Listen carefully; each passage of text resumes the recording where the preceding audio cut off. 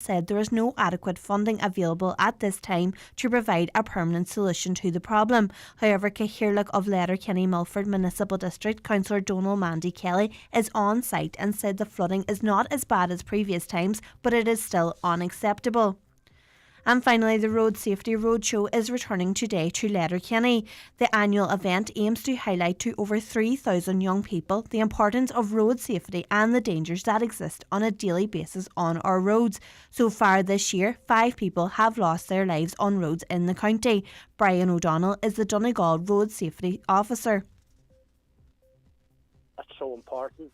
We've missed it, obviously, for the last couple of years, but we're back now. We have over 3,000 children, not young people, coming over the next 2 days, which is a great testament to what we're trying to do. This one is a hard-hitting message given by emergency services personnel. We have doctors from the A&E. We have a woman who lost her child in a road traffic collision a number of years ago, giving her own personal story. Weather now. Cloudy and rather damp with occasional outbreaks of rain. Highest temperatures of 15 to 17 degrees. That's all for now. We'll be back with a news update again at 10 o'clock. But until then, good morning.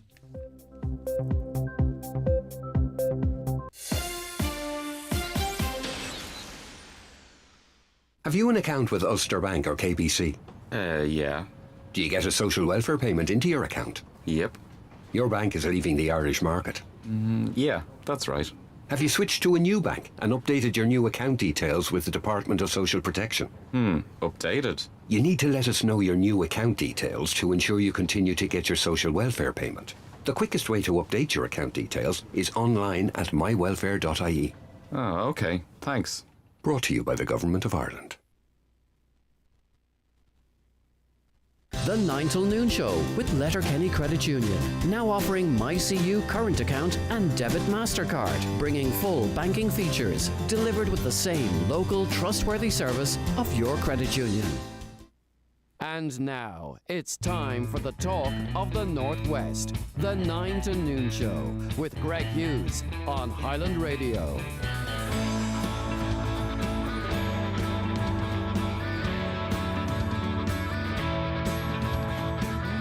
Hello and a very good morning to you on this damp and breezy Tuesday morning. It's the 4th of October 2022. You're very welcome along to another edition of the 9 till noon show. How are you keeping? I do hope you're well. A busy show for you, but if there's an issue you want to raise, a concern you want to express, some good news you wish to pass on, whatever it might be, it's your programme, so the lines are open to you right now. 08660 25,000, 08660 25,000. WhatsApp's on that number too. Give us a call if you wish on 074 91 25,000. Emails come in to us at comments@highlandradio.com. If you want to watch the show, go on to our website. You'll see the Watch Live link there. It's beside the Listen Live link. And you can also go straight to YouTube, Highland Radio Ireland, or across our Facebook pages. So, okay. Right, let's kick off this Tuesday morning, as we do every morning, in fact, with a look at what's making the front pages of the Donegal People's Press. They also lead with that significant story for Donegal Town, 35 new housing units. A major new housing development in Donegal Town has been given the green light by Onball Planala after seeking up-to-date information pertaining to a possible impact on special areas of conservation nearby. The Planning Authority granted permission. Planning officials have affixed 20 conditions to the development. Developer Sean Doherty has sought to construct 35 residential units at Blue Stack Drive, Drumroosk West in Donegal Town. The Derry Journal this morning, condolences have been expressed to the family of a little boy who died after a collision while he was riding his bike ahead of his funeral today. Ollie Simmons-Watt passed away on Friday following the tragic accident which occurred on Thursday in Limavady. The 5-year-old will be laid to rest this afternoon following funeral services at Christ Church Limavady at 1 p.m. The accident happened at around 3:40 on Thursday in Limavady's Irwin Avenue area, and such a handsome, lovely young boy pictured on the front of the paper today. Our deepest condolences with family and friends and school friends as well. Would have a huge impact on so many people, of course. On to the Irish Independent, and a subsidy paid by householders, that's you and I, to help big business with their energy costs is still being added to domestic bills. Up until last week it has emerged. At least €600 million in extra charges have been levied on householders' electricity bills since the large energy user rebalancing subvention was introduced more than a decade ago, the Irish Independent has discovered. The subsidy has cost individual households up to €480 since the support was introduced during the last recession in 2010 by Energy Minister Eamon Ryan, who said it would protect jobs and the economy. The move caused anger in a year when 1,400 customers a month were being disconnected. Neither the energy regulator nor the Department of Environment could explain why it was continued so long. Someone forgot it was there, didn't they? When the Commission for the Regulation of Utilities proposed removing it in a consultation last August, numerous large unnamed firms objected. They included a cement manufacturer, which said production would have to stop. Can you imagine? That's how reliant they had become on this levy introduced on us in 2010. Hard-pressed households will not even get to benefit from its removal, though, because while scrapping it will save them €40 a year, the energy regulator last week increased network charges for all electricity companies, adding €41 to a domestic bill and swallowing up the saving. So, rob you with one hand and give you with another. Now, rob you with that one too. Rob you with the other as well. Right, the Irish Times this morning. The government remains sceptical about Britain taking a new approach to negotiations on the Northern Ireland Protocol, with fresh talks on resolving the deadlock over the post-Brexit arrangement set to begin next week. Taoiseach Micheál Martin yesterday acknowledged an apology by Minister of State at the Northern Ireland office, Steve Baker, for failing to understand Irish concerns during previous Brexit talks, describing it as honest and very helpful. But senior government sources said while a change in tone from London was welcome, they were waiting to see if it would be accompanied by a change in substance. Several sources confirmed a wait-and-see attitude was being taken in Dublin and Brussels. This is really effectively a story about nothing here. I think Liz Trust's language yesterday very pointed towards unionism, those that represent unionists, about getting back into the Stormont Assembly. She was really quite direct in relation to that. You take with that other comments she's made about coming up with agreement and the apology, as we were talking about yesterday, and I don't know, the signs seem quite positive to me. But Irish officials plan to wait to see if British red lines, such as the demand that the European Court of Justice no longer has a role in adjudicating on disputes over the protocol, remain, or whether there is a new willingness to negotiate on these. They are also keen to see if the British government proceeds with the legislation to set aside the protocol, which of course you would expect it would, as a safety net. The Irish Daily Mail tells us that thousands of homeowners face a massive mortgage increase after the largest non-bank lender announced yesterday it was pushing up its rates by as much as 2%. Finance Ireland, which is 5% of the Irish market, that's about 36,000 mortgages, announced it will raise variable and fixed rates for its home loans by between 1.5% and 2%, depending on loan to value. And, you know, if people didn't fix when we were last talking about fixing, I know the advice was a little bit, well, let's wait and see. Let's consider where it was at. I know what I did at that time, but my mortgage is slightly complicated. There's another string to it, you know yourself, coming up to what did we all do? Remortgage and extra mortgage and all that crack. But now to try and fix it, the maximum, the fixable rate has gone up really quite significantly, and the max it can be fixed for is 2 years. So I don't know what the fixings options are for people out there now compared to where they might have been a couple of months ago. But for Finance Ireland, if you're a Finance Ireland customer, you are going to see an increase in your mortgage if you're on a variable rate. The new rates will come into effect immediately for new borrowers, but mortgage applications that have been approved and are drawn down before close of business on Friday will be the existing lower rates. Interest rates campaigner David Hall of the Irish Mortgage Holders Organisation said it's a big jump, but it's only the start. This was always going to happen. And of course, too, we had the British climb down yesterday. And the reason I mention this, obviously, is because a lot of people listening to this show are influenced by the decisions the British government make, being in Northern Ireland. But, you know, they had this climb down yesterday about the mini budget and the 45% higher rate of tax and reducing it to 40%. And it's like, I'm sorry, we made a mistake, as if it hasn't had an impact. But that decision has driven up the mortgages of many, many people sky high. they could be set to double in some instances in Britain and Northern Ireland over the course of the next 12 months. And a lot of it was triggered by that decision that no one had any warning of. So a mortgage holder could not have seen what was coming and fixed a mortgage or taken a risk or being able to calculate their risk. And they're going to face huge mortgage interest rate hikes and a big increase in mortgage, which will effectively gobble up everything else that the government's proposing, like the unit energy cap. So what the government was trying to do to give some certainty and to assist the public, certainly for mortgage holders on variable rates, that's all going to be gobbled up and then some because of the reckless announcement of that mini budget, which they've backtracked on. But for many, the damage has been done. The Irish Daily Star, a man filmed viciously assaulting an unconscious man on the ground, has been refused bail.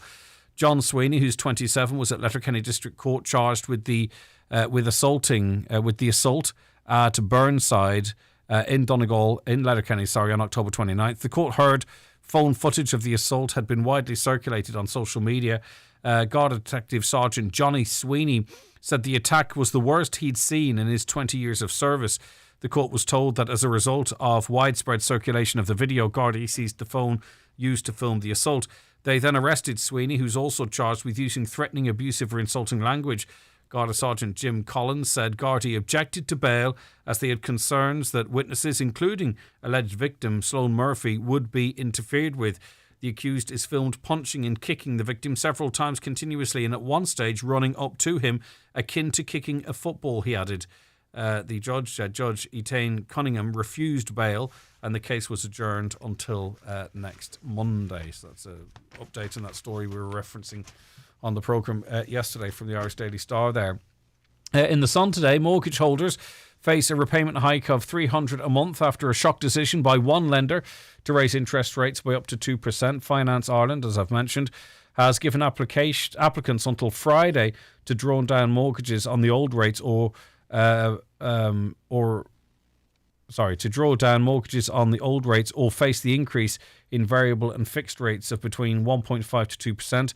Dara Cassidy from bonkers.ie insists switchers will feel the brunt of this as the lender goes from one of the cheapest in Ireland to among the most expensive in the space of a few days.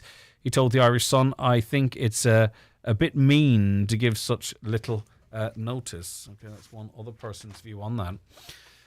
And have you given much consideration or do you have much care about new plans to allow pubs stay open until 6 o'clock? I think it really depends where you live. But anyway, some people in towns like Letterkenny and others could be heading to work while people are heading out of the pub, which could be an interesting situation. Well, Taoiseach Micheál Martin said laws to allow pubs and nightclubs to stay open until 6 a.m. won't be delayed too long. Micheál Martin said reforming the state's alcohol licensing system was complex. The plans were first announced in the government's Justice Plan earlier this year, and it was expected they would have been enacted before Christmas. However, it's since emerged the bill will be delayed until next year. When asked if he was disappointed about the delay, the Fianna Fáil leader said, "I can't say I'm that disappointed, as if I was waiting with bated breath to stay out longer. I don't think it will be delayed that long. I anticipate the measure will be brought forward. Comprehensive measures in relation to the nighttime economy." So what do you think about that? Plans to open pubs till 6 a.m. I think, and correct me if I'm wrong, I think there was a lot of people, say, for instance, when the earlier closing times were introduced during COVID, a lot of people, I think even parents maybe of young people, and when I say young people, I don't mean like 16, 17-year-old. I think a lot of young people, there's kind of a comfort, wasn't there, sometimes to know that your young people were home nice and early. The notion that people of all ages, by the way, will be able to stay out till 6 a.m. I mean, it's a fait accompli. They've decided it's going to be introduced. But what do you think? I'm not sure if we've had that conversation on this programme. Maybe it's a bit late to have it, but maybe some of you out there want to whip your phone out and send us a text to 086 60 25,000. That is the text number. Or you can give us a call on 074 91 25,000. All right, it is the 9 till noon show, and our first guests will join us after we take our first break of the morning. Stay right where you are. The 9 till noon show with Letterkenny Credit Union, now offering MyCU current account and debit MasterCard, bringing full banking features, delivered with the same local trustworthy service of your credit union. The newspapers are courtesy of Kelly Centra, Mountaintop, Letterkenny. Are you a self-assessed income taxpayer? The October 31st pay and file deadline is approaching fast. The quickest and easiest way to file your return and pay your tax is by using ROS, Revenue's online service. It also gives you until November 16th. Register for ROS today at revenue.ie. Don't miss the deadline. Pay and file on time. Let Kelly's help heat your home this winter. Buy one bag of coal at Kelly Centra in Letterkenny and you'll be entered into a draw to win a full tonne of coal, with the winner announced on the 1st of November.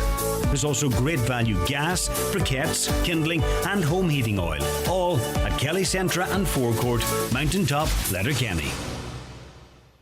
I've great news for everyone who's looking for a good night's sleep. Restex Beds are looking forward to welcoming you to their brand new showroom at Mountaintop, Letterkenny. It's one of the biggest and best bed and mattress showrooms in the Northwest and has fantastic opening offers now in store. Restex is the most trusted name in beds and mattresses in the Northwest. Why don't you call in and get the bed of your dreams at Restex Beds, Mountaintop, Letterkenny.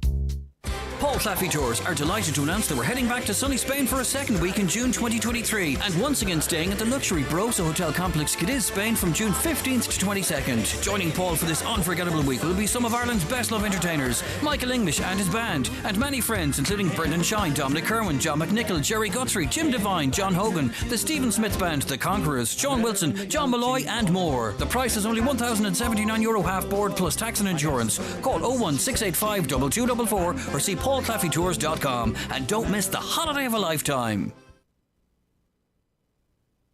Okay, we're joined on the programme now by a couple of guests. Firstly, we'll say good morning to Councillor Donald Mandy Kelly, who is the Mayor of Letterkenny Milford Municipal District. Good morning to you. Thanks for taking the call, Donald.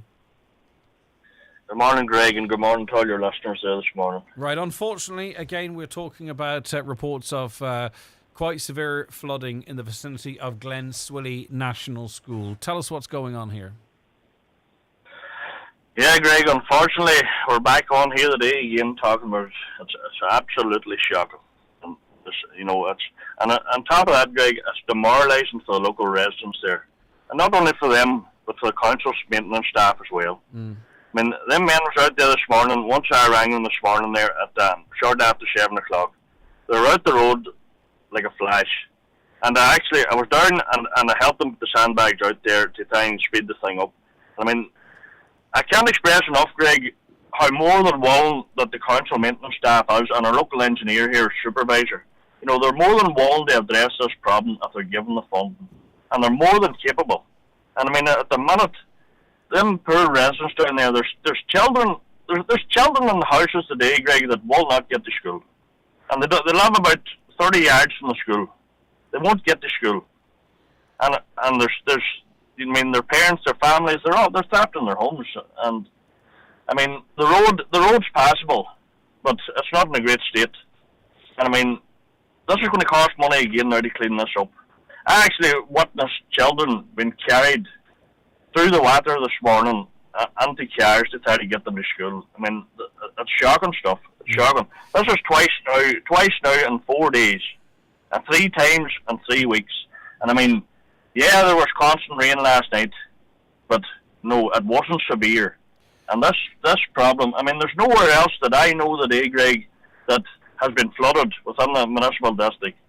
And I mean, for to tell me that there's not an emergency pot to address something as severe as this, I just don't swallow it, Greg. I don't swallow it.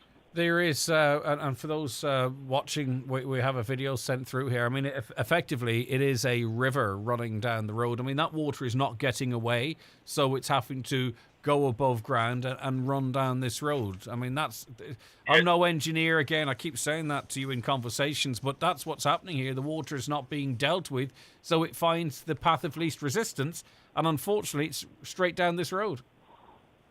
Exactly, Greg. I mean, I know exactly what the problem is. I have expressed numerous times what the problem is. The pipes that are there can't hold the volume. They can't take the volume of water coming down. Pipes need to be taken out of the ground and a 4-foot pipe put on, and the problem is solved. It's as simple as that, Greg. And I mean, as I say, the staff on the ground are more than willing to do it if they're just given the go-ahead. And this is this problem solved forevermore, man, Greg. You know, and like as I say, it's cost the last time there. Now rough figures that I had received within the region of 30 or 40,000 to tidy it up. Mm-hmm. It's not going to cost that this time, but it's going to cost thousands again. And I mean, this all adds up. And do the job right once and for all, and you save money in the long run. And that's what I'm trying. So this video that can you hear me, Don? You can, yeah. Yeah. Okay, this video that you sent in to us, I think it's you sent it in, and you can see the water is being contained in an area by sandbags there. Is that the full extent of it, or does it extend down, or what else happens that we're not seeing for those who can see that video?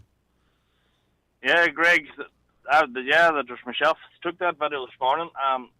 When we're out putting the sandbags down, listen, the sandbags are trying to help divert the water from going across the road, because what's actually happening there, the water goes, when it gets across the road, it rips the far side of the road and takes all the gravel down to the bottom of the hill. Right. And that's what the council staff is trying to maintain there at the minute. And now, listen, the rain has settled here a bit, and hopefully things will start to settle there. But like it's going to happen again, Greg.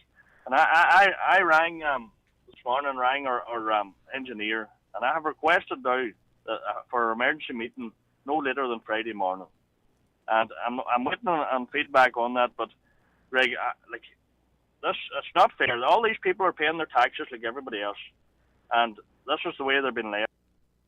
All right. Well, let's bring in Teresa as a local resident. Teresa, you're a resident in the area, of course. Flooding once again. What's it like living there? Tell us what impact it might have on you, or just people living in the general vicinity. Good morning, Craig, and morning, Donald. We live just here where the flooding is at its worst, I suppose, on the dip beside the school. Now, this morning, I suppose, aren't directly affected the worst. Our neighbours, they are actually affected a lot worse than us this morning. But, other than that, other times when the flooding's been coming down, our wall has... Basically, I'd say the foundations are destroyed on the wall now. We've got cracks all over the walls. Times where we would be waterlogged right in our garden up our driveway, where you wouldn't be able to get out.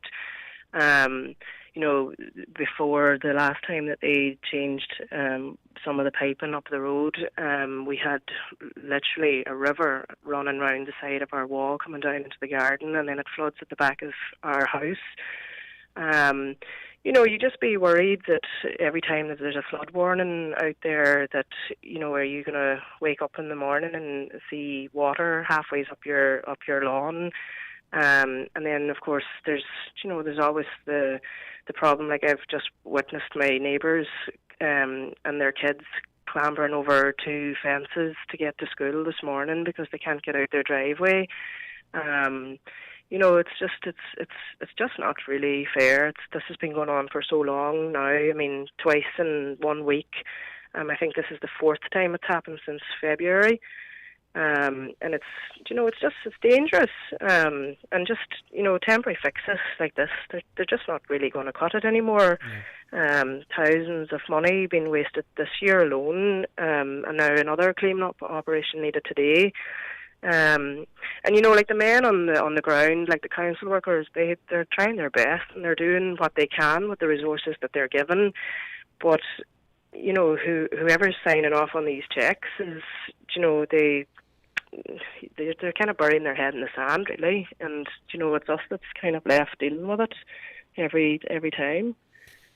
Yeah, and it doesn't seem to take an awful lot of rain, Teresa, for the problems to raise their head. No, it doesn't. I mean, I think the residents here, there's 4 or 5 of us that sort of directly kind of, I suppose, affected every time. And, you wake up in the morning and you open them curtains and you think, what are you going to be faced with, And, I mean, having to clamber over neighbours' fences and into fields, try and get their kids to school in the morning. It's just really not. It's not really on, really, is it? No, it's not. It's no way to have to live your life. And the video that those who are watching the show are seeing, it doesn't tell the full picture, because it's like it's a river that runs then into a lower area that fills with water, effectively like a lake. Yeah. I mean, times gone past, we've literally had a forceful river running around the side of our wall that runs right down, and a big enough, shock that should take a fair amount of water, and then it runs down into the river, sort of that runs at the back of all our houses here. But it's just, it's. You're just squandered every time it happens. And you made a significant point as well, and it's kind of a sense of the unknown, although you can see some cracking. What kind of damage is this doing to the integrity of homes that this is happening around? Well, this is it. It's I know for our wall out there is destroyed. Like, there's cracks in it. We would love to do something with our wall, but we can't, because it'd be silly, wouldn't it? You're wasting money because yeah. Exactly, yeah. It's just, as Donald says, and we're all paying our taxes, so, how many times does it have to happen for a permanent solution to be put in place? Well, Councillor Kelly, what's the answer? You can sort of make representations, as you are, of course, on behalf of local residents. You think the problem's been identified. We probably could work out how much it would cost to fix. Remind us, what is the hold-up here? Why is this being seen as acceptable for these residents? Greg, I want to thank Teresa there for coming on there just as well, and welcome her on the radio. A local resident, you've heard it firsthand there. For Teresa to look out the window at this every time it happens, looking at the residents across, and it's unbelievable. It's unbelievable, and Greg, I don't think I have the solution to this. I know I have the solution to this. I know 100% I have the solution to it. And I have expressed it on numerous occasions when I had the senior council staff out on site looking at it. I expressed it. I know exactly what needs done, and they know exactly what needs done. You got the pipe and put in a 4-foot pipe. Problem solved. And Greg, what the hold-up is, they're not... they're telling me they can't seek the fund, Greg, but I don't swallow this, because this is an emergency. And as far as I'm aware, and I'm in politics 2 years, there's always a pot set aside for emergency funds. Well, that's what I don't understand here. Why are we not getting it? Yeah, why are we not getting it? Is the council broke? Because surely money can be moved amongst departments to fix a problem like this. Is the council broke? Or are we so bureaucratic and so full of red tape at this stage that a particular project like this has to come from a particular revenue stream and be okayed at a particular time? This is an emergency for people of this area. If the council isn't broke, move money around and get it sorted. God knows a lot of money gets thrown at a lot of things that I don't even want to talk about, but a lot of money gets thrown at a lot of things. This is a project that needs doing for people of this area. That's fact, Greg. You're 100% correct. And regarding the council broke, Greg, for anyone to tell me there's not emergency funds up there for a situation as severe as this, well, the school there with 260 pupils. I honestly feel like they're not taking this serious enough. And it's making me, myself, as a local representative, to look as if I'm not pushing hard enough, Greg. But I know the local residents down there, they know that I'm pushing very hard on this. But we need to, there's no ifs or buts. It has to be done, and that's the bottom line. Obviously the water's coming from the sky. A caller says, where's the water coming from? They don't mean it like that. But is it running off fields? Where is this water coming from that this pipe's too small to accommodate? It's coming down the hill on ditches or what? Yeah, that's true. It's coming down off the mountains there, and that's what I figured. Flowing down. Right, Teresa, is there anything you want? Express enough. Yeah.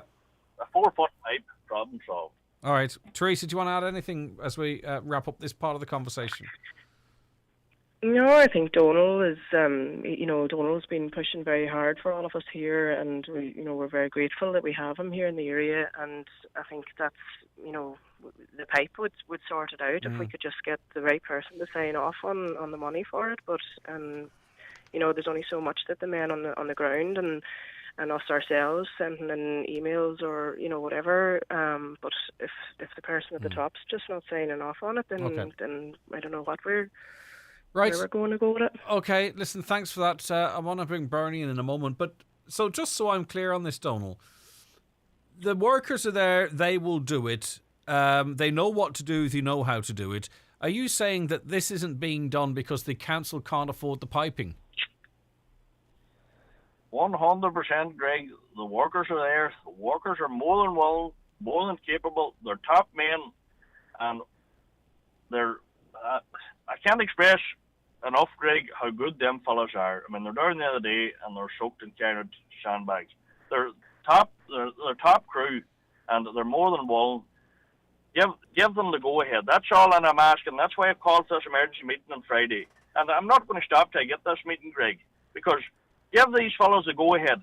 They know what the problem is, and they're more than willing and more than capable to have the problem addressed and have it solved once and for all. All right. They don't need Greg to be good out there. I mean, they've been called like last Friday. Last Friday, I had to ring them fellas in the middle of the night.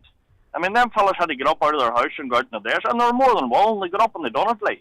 I can't express enough how good they are, Greg, but give them the go ahead, and they'll carry out the work. Yep, stay there. Bernie joins us now. Bernie, yours is it yours referencing this flooding incident directly? Is it more a general point about sort of drainage and maintenance, etc.? I suppose it's just a general point about the whole thing, but I suppose down there, especially Glenswally too, there with all this flooding, with all the rain that fell down other years, how come this hasn't happened before? Because at the end of the day, maybe construction, or maybe you have to go back to the base of where this water's coming from, and maybe people have built houses or concrete paths, and then maybe they didn't put enough big pipes at the time, bigger pipes, and then it ends up then it's all out on the road, you see. The only thing is Bernie, and Donal will know better than this. I mean, say for instance, farmers up the road or whoever, landowners were actually clearing shocks and letting this water flow through. Yeah. The problem is this problem occurs when it hits council infrastructure.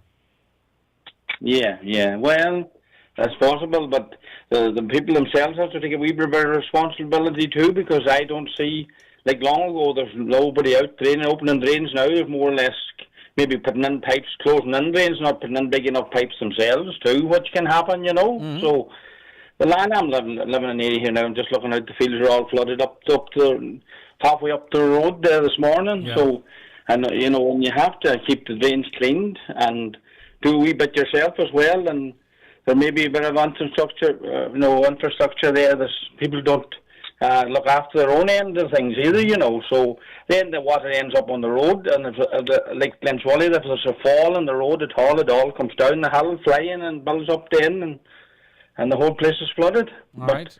I still think you need to go back to the base of, down through the years with different developments and whatnot, and maybe people themselves not putting in big enough pipes, so it gets its way then to the road, surely, but, the council's not all to blame, mind you, for the whole thing, so that's my point. No, and it's a point well made, Bernie, and I think, a lot of people will agree with you, Councillor Kelly. I mean, Bernie has a strong point there, obviously, we don't know exactly what's causing a particular instance in different areas, but we have talked about it on this programme a long time ago. Go back 60 or 70 years, there was a department that dealt with, our waterways and the proper movement of water in terms of enforcement and working with various vested interests. Now, everyone blames each other and says it's not their fault. We've gone backwards in that regard. Yeah, listen, Greg, Bernie has very valid points here, and I'm not going to argue with them, but regarding this only happening recently, this has been happening for years, Greg. This goes back years, but it's just got more frequent in recent years. Whether it's climate change or what, Greg, I don't know. Bernie has a point there too about the drains and just been cleaned and maybe not been maintained. That could all be a factor. But, Greg, at the end of the day, this water is coming down now, and it's going out onto a county road, and it's leaving it more or less impassable. It's leaving residents stuck in their home. And like the last time the mains water was ripped up, I mean, if that had happened there last night or this morning, there are 260 pupils off school there. Parents are going to have to try to get their day off to look after them. You know, like this could have been 10 times worse than it is this morning. But what I want addressed is the problem addressed once and for all, Greg. So as we can move on, we don't have this situation to worry about. It's one less thing to worry about. Like, there's money, listen, there's money being spent and more simpler things, but then there's a lot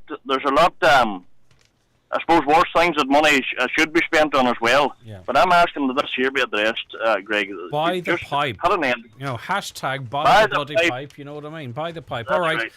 Okay, let's move on, and we can focus then on I suppose more severe things that's going on within the municipal district as well. You know, Greg. I don't want to be on here, and I don't want to be hogging money for things, but this here needs addressed, and that's the bottom line.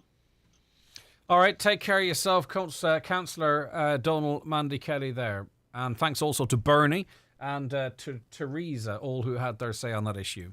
The 9 till noon show is brought to you by Letterkenny Credit Union, offering low-rate car loans with fast approval. Apply online at letterkennycu.ie or in office today. Your next move matters, so why not move better? Start your move to permanent TSB today. Apply in-app for our award-winning current account. So don't just move bank, move better. Apply in-app today. Applications for Explore Current Account in-app in sole name for over 18 personal customers. Residents of Republic of Ireland only. Fees and charges, terms and conditions apply. Awarded Bunkers.ie Best Current Account 2022. Permanent TSB PLC is regulated by the Central Bank of Ireland. Don't sleep in and miss the very latest beds and mattress offers from dfibeds.ie, Ireland's leading online bed and mattress retailer. You'll get a comfy Irish-made mattress, upholstered base and headboard from an amazing €229. Check out the full range at dfibeds.ie. Delivery free and guaranteed to you within 7 working days. DFI Beds. Sleep well, live well. Do you suffer from high cholesterol, menopause symptoms, digestive issues, anxiety, aches and pains, or a lack of energy? The highly trained team at The Natural Way Letterkenny can provide advice on natural remedies for a number of individual health issues. The Natural Way also has its own brand of herbal treatments to help fight fatigue, relieve digestive discomfort, maintain a healthy immune system, and alleviate common menopause symptoms. The Natural Way at Letterkenny Shopping Centre, your one-stop health shop. There's a lot to consider when buying a used car. So consider this. The Audi Approved Plus range gives you unrivaled reassurance. A 12-month warranty and roadside assistance. Age and mileage verification. All original Audi parts for repairs and replacements. And that's all after our rigorous 110-point check. Audi Approved Plus. Living progress in every detail. Contact your Audi dealer and choose your used car today.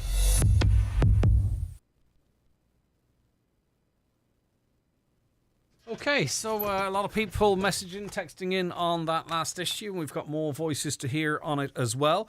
Gone are the days when the councilmen would tidy away our shucks. It doesn't happen anymore. That's part of why there are so many floods, believes the listener there.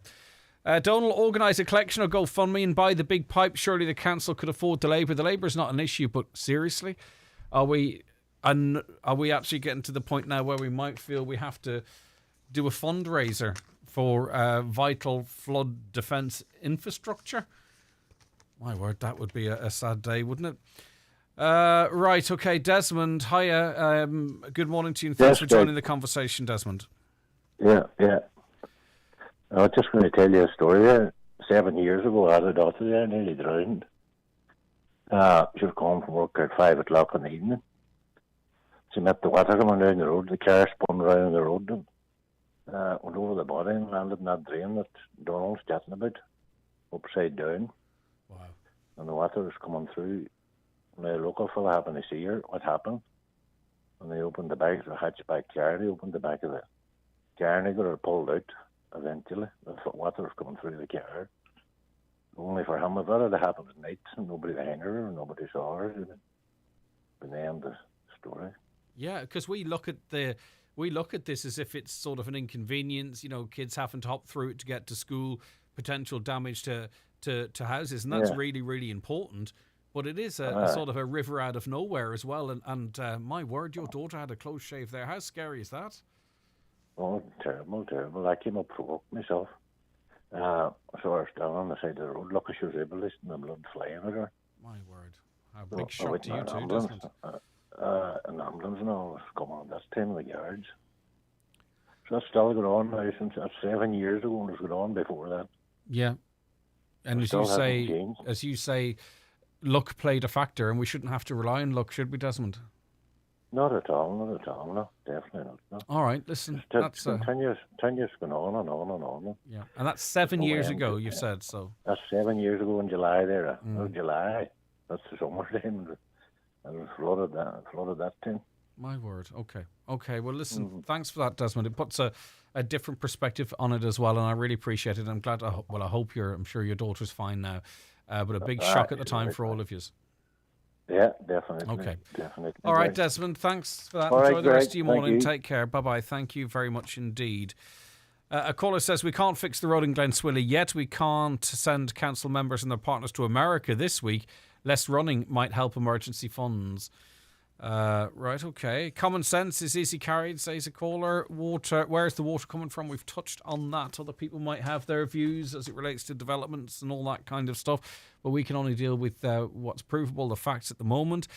So if they are that good, the council, why is this taking place then? I think really the reference was to the workers. Councillor Kelly was talking about the workers. They know what needs to be done. They're prepared to do it, but by the pipe. By the pipe. Some changes must have happened down at Glenswilly with all this water on the road. Water diversion or some construction has changed it. Never been that bad to this year. Well, you heard there from Desmond, whose daughter nearly drowned in the same area 7 years ago. Building houses too close to rivers, again, put in bigger pipe and it'll be okay for a while until a bigger flood comes and it'll be unable to cope. That's why we're supposed to have planning permission in this country. But, regulation. We know where regulation and how light or soft touch that regulation is. We know where that's got us on other issues. All right, let's take a quick break. Back shortly. The 9 till noon show is brought to you by Letterkenny Credit Union. Digital loans now available. Apply online or via our app today and get your loan transferred directly to your current account. Look, you've heard by now that there's something major happening in the banking industry, which will mean thousands of businesses up and down the country will have to move banks. This means that as well as change in banks, suppliers and customers will need to be notified. It's certainly not something you want to leave until the last minute. So, for a step-by-step guide on moving your business banking, search Bank of Ireland Big Move. Begin. Bank of Ireland is regulated by the Central Bank of Ireland. Dear Daniel, ever since you burst out of Donegal and onto the music scene, I've been your biggest fan. And when you came to visit, I could have died. And when you offered to fix my boiler, I could have died, Daniel, because you're not a registered gas installer. I'm returning all your albums and my rhinestone-studded I Love Daniel jacket. Goodbye forever, from Mary. P.S. Daniel, you can find your local registered gas installer at rgii.ie. Since she got her free hearing aids with her PRSI at Specsavers, Roisin is a changed woman. Music has never sounded better, and that makes her dance. And dance. And dance. Her singing, though, well...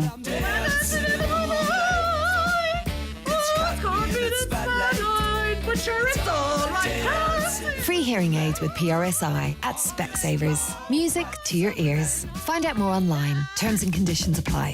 Are you renovating or extending your home and looking for quality products at a bargain price? Donegal Tile Centre, together with Rossview Interiors, are having a mega 2-day sale this Friday the 7th and Saturday the 8th of October, with wall and floor tiles at less than half price. Vanity units, bathroom suites and bathroom furniture all at ridiculously low prices. Get a massive 40% discount off a huge selection of light fittings and pictures. Also see the range of real leather sofas, dining sets and occasional furniture all at rock bottom prices. So come along to Rossview Business Park, just off the Polestar roundabout Letterkenny this Friday or Saturday and pick up a real bargain. Highland Radio weather updates brought to you by Grant. From condensing boilers to heat pumps and underfloor heating, trust Grant to heat your home. Visit grant.eu. Okie doke, cloudy and rather damp with occasional outbreaks of rain. Highest temperatures 15 to 17 degrees to light to moderate southwesterly or variable winds. Now, can you believe that? The drink industry is effectively going into schools to talk to young people about drink. Maybe that's one way of looking at it. We'll speak to people who know better than I what they think. But secondary school teachers are being offered training in how to lead classroom lessons about alcohol by Drink Aware. That's an organisation funded by the drinks industry. The likes of Diageo, Bulmers Ireland and Heineken have confirmed to date 15,000 first year to third year students have gone through its school programme. Some organisations aren't too happy about this. Let's see what Paula Leonard, Alcohol Forum Ireland National Lead for Community thinks. Paula, I'll be honest with you, when I heard the background to this, I was a wee bit shocked, not going to lie. Good morning, how are you? Back again to challenge the industry, Greg. Yeah. Look, we've been really concerned about this for quite a number of years. The alcohol industry sponsors Drink Aware, who then have put together this schools-based program and teacher training program, which has now been offered, to teachers across the country, including teachers in Donegal. Within the 15,000 students, some of those would be close enough to the northwest, including some schools in Leitrim. And it's not just, I suppose, us in the alcohol harm reduction space that are now worried about this. On the 9th of September, we asked Deputy Shortall to raise some parliamentary questions in relation to what was happening.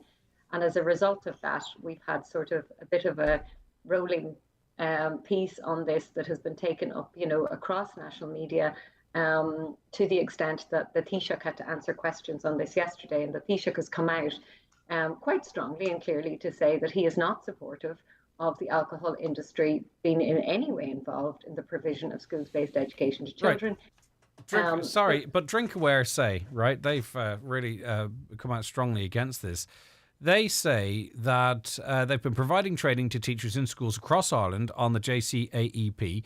The programme does not teach students about drinking, but rather centres on the fact that alcohol has no place in childhood, and the programme fills a much-needed gap in school education, or alcohol education, that schools, parents and students themselves are calling for, right? So, they're not pulling up in a Guinness lorry, and they're not saying, don't drink now, but sure, we're waiting for you when you're 18. So why is it wrong that they're involved on any level then? Okay, but just to unpick that, they're not putting up in a Guinness lorry. Let's be really clear. The Drink Aware brand is on every single alcohol ad that's produced in this country. So whether they like it or not, adolescents have an association between Drink Aware and the products of the alcohol industry. So that's a really strong association that exists in the Irish psyche. That we're all visibly exposed to. We know from research that the drink responsibly message doesn't work. It's entirely ineffective. If it wasn't, the alcohol industry wouldn't be so keen to promote it right across the globe. But in terms of the programme, the CEO of Drink Aware yesterday did come out defending the programme, as is her right, as is her job. But what they haven't done is they haven't made the programme public. So the HSE hasn't seen it, the Department of Health hasn't seen it, we haven't seen it, the parents of those 15,000 students who have attended the programme haven't seen the materials. So what we're being asked to do is to trust something we haven't seen. And I frankly don't think that it's credible that we can be asked to trust something that's sponsored, paid for by the alcohol industry, whose job is to increase their own profit margin. And if they are arguing transparency, which is what they've been arguing yesterday in the national media, they need to make the programme available publicly. Yeah. But on principle, Greg, there's another issue. In principle, they shouldn't be involved in schools-based programmes. WHO strongly recommends that they aren't. And as of yesterday, we've had very clear statements from the HSE, the Department of Health, the Minister for Education, and the Taoiseach, who are saying they do not have a place in Irish schools. So there is an integrity issue here. If they're being told very strongly by the leaders of our country, by the departments who are tasked with protecting the health and well-being of our children, that they don't have a place in Irish schools, it is time for them to leave. Yeah, and I mean, you know, you wouldn't have Marlborough or Benson and Hedges going to schools talking about smoking, or no, you know, Paddy Power going in talking about gambling. That being said, and I think it's quite pointed in their statement, they're talking about the fact that, well, if we're not doing it, no one's doing it. To some extent, do they have a point? I mean, in terms of what we speak to our young people in schools about, there's a lot of gaps. I mean, this is one of them, but there's so many other gaps as well, be it, you know, domestic violence, proper relationships or whatever. So to some extent, have they shone a light on what is a massive flaw in the education system and how we speak to young people about drink? Well, the first thing is that the HSE, the Department of Health, the Department of Education, do have a schools-based programme for senior cycle. The schools-based programme for junior cycle is almost ready. We're being told by the HSE of it yesterday. Now, they are saying there has been some delays with that and that they are anxious to get that out as soon as possible. DrinkAware have argued that they're filling a gap that's been left by the state agencies. So I would like to know from DrinkAware today is when the HSE schools-based programme for junior cycle is launched, are they going to move out of the space because the gap is then filled? These are the questions that aren't being answered right now. And, you know, the other thing to be really mindful of is that schools-based education on its own does not change behaviour. It needs to be part of a much bigger strategy that looks at the price of alcohol, the availability of alcohol, the marketing of alcohol. And the people who sponsor DrinkAware make millions on the marketing, the selling, the production and the distribution of alcohol every year.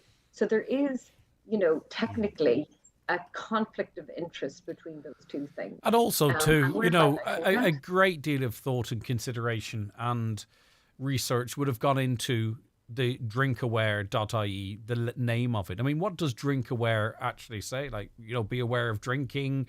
As you say, it's on branding. It looks like something is being done. And I've said this before, and I said this to, I can't remember what it was. It was in relation to some sort of events that were being run around this area.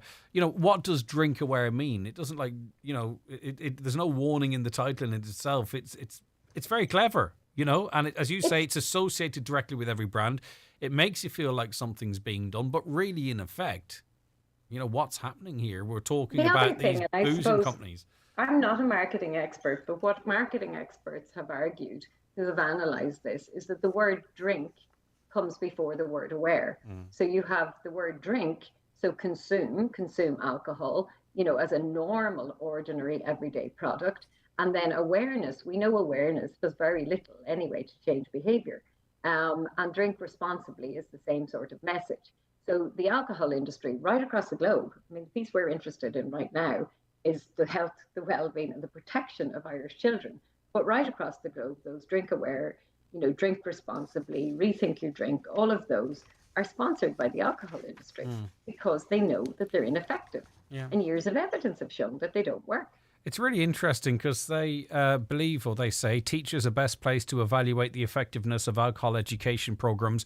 And it's absurd to suggest that teachers would naively deliver inappropriate materials to students. I'm not questioning, well, it's a sweeping statement, but I'm not questioning teachers' ability to evaluate it, but I think parents deserve to have a say, and I think those involved in how best to communicate this stuff should see this, and just to make sure, you know, I mean, teachers aren't infallible either. You know, I don't think any of them are knowingly involved in anything, but to suggest that they can make all the decisions and we can't have an input. And secondly, too, they really don't want to give this up because they want to be given an opportunity to brief the education and health committees, the HSE and Healthy Ireland, on the programme in its entirety. So they're putting up quite a fight to maintain this access to our schools. Absolutely. Look, and I think there is some level of evidence in there. We do know that teachers are best placed. That's why the HSE, the model they're developing with the Department of Education, with Healthy Ireland, with all of those other players that you've just mentioned, is to focus on teachers. You know, many years ago, my own organisation used to go into schools and do the shock and awe sort of, guess how bad alcohol is for you. The evidence said that those models of intervention do not work. So, you know, organisations like ours who have moved with evidence, reflected, looked at our practice and moved away from that. What we know is that teachers, like everybody else in Ireland, has had a very low level of awareness of the conflict of interest, Many of them do not know that Drink Aware are sponsored by corporate donations from the alcohol industry. And now I'm really delighted, based on yesterday's sort of media focus on this, that the right up to the Taoiseach, the Irish government have spoken. And that will show leadership. That will, acknowledge that schools may not have known what the conflict of interest is, may not have known what the risks were. And we're now in a different place because people now know, schools now know, teachers now know. And I'm really hopeful that what we will start to see is very different decision making, and that we don't see the rollout of this teacher training programme or this alcohol schools-based education programme in Irish schools with Irish teachers or with Irish children. All right, thank you as always for your time. Paula Leonard, Alcohol Forum National Lead for the community. What do you think? Some of you are already messaging in. When I was in school, we had an interesting alcohol talk. It wasn't a preaching of don't drink. It was about drinking responsibly, not to leave your glass unattended, something many would have deemed inappropriate, but actually they found it was to be useful. What's her feeling re indirect alcohol advertising on our TV soaps Monday to Friday for 2 hours, all before the watershed? We've spoken to Paula a number of occasions about that, and it's something that comes up because it's a problem I have, and I've talked as well about the Saturday morning sitting around drinking glasses of wine. So it's something that gets aired quite a lot here. As I say, I've spoken to Paula about it a few times. All right, listen, let's take a break for the news and obituary notices. The 9 till noon show is brought to you by Letterkenny Credit Union, with monster loans available up to €60,000 for all occasions. Visit letterkennycu.ie. Sabrina Robb here from Donegal Hearing Clinic. If you're struggling to hear everyday conversations or find it difficult to understand people in a crowded room, you may have hearing loss. Problems like these are common, and we're used to helping people resolve them. We offer hearing assessments and will discuss your options. You can call us on 074 91 88 470 or visit donegalhearingclinic.ie. Life sounds brilliant with Donegal Hearing Clinic, Letterkenny and Buncrana. To get that job done, call Gortley Sales and Hire in Letterkenny. Generators, portaloos and lighting towers. Also diggers, dumpers, rollers and much more. With short-term, long-term and weekend special rates available. Call Gortley Sales and Hire on 91 26 276. McElhenney's.com celebrates 10 years online this week and the launch of its newly revamped website. To celebrate, McElhenney's is holding a week-long birthday bash with 15% off almost everything in-store and online. Some minor exclusions may apply. Check out the new website today to experience McElhenney's 5-star service for yourself and save 15% off almost everything for 1 week only. 4 doors, 4 belts. That was only 3 clicks. Where's the last click? Someone isn't wearing their seatbelt. It's Matt. I need to ask him to put it on. But what if he thinks I'm a wuss? What if he laughs at me? What if the others take off their belts in solidarity? What if I don't ask him? However bad you think asking will be, it's nothing compared to what could happen if you don't. Here, would you mind wearing your seatbelt? No problem, man. Asking your mates to wear a seatbelt won't kill you. Every time, every trip, everybody. Belt up. A message from the Road Safety Authority. At Cherrymore Kitchens and Bedrooms, we are now operating out of one new state-of-the-art showroom in Donegal Town. And we invite you to visit our new 5,000 square foot Donegal Town showroom to discover the latest eye-catching designs. Remember, at Cherrymore, you're dealing directly with the manufacturer, which means high-quality kitchens at factory prices. Start planning your dream kitchen or bedroom by calling Cherrymore on 074 9725 822. Cherrymore, 25 years delivering value, quality and service all over Ireland. Live, on air, online and on the Highland Radio app. This is Highland Radio News. Good morning, it's 10 o'clock. Donal Kavanagh at the news desk. Householders are likely to see another energy credit issued before Christmas, with 2 more to follow in the new year. Government ministers are this morning discussing how best to implement the Budget Day measures to help people with their energy costs. However, question marks remain over how this form of credit will work for prepay customers to ensure they're not cut off. Public Expenditure Minister Michael McGrath says the measure will be implemented monthly once it's in place.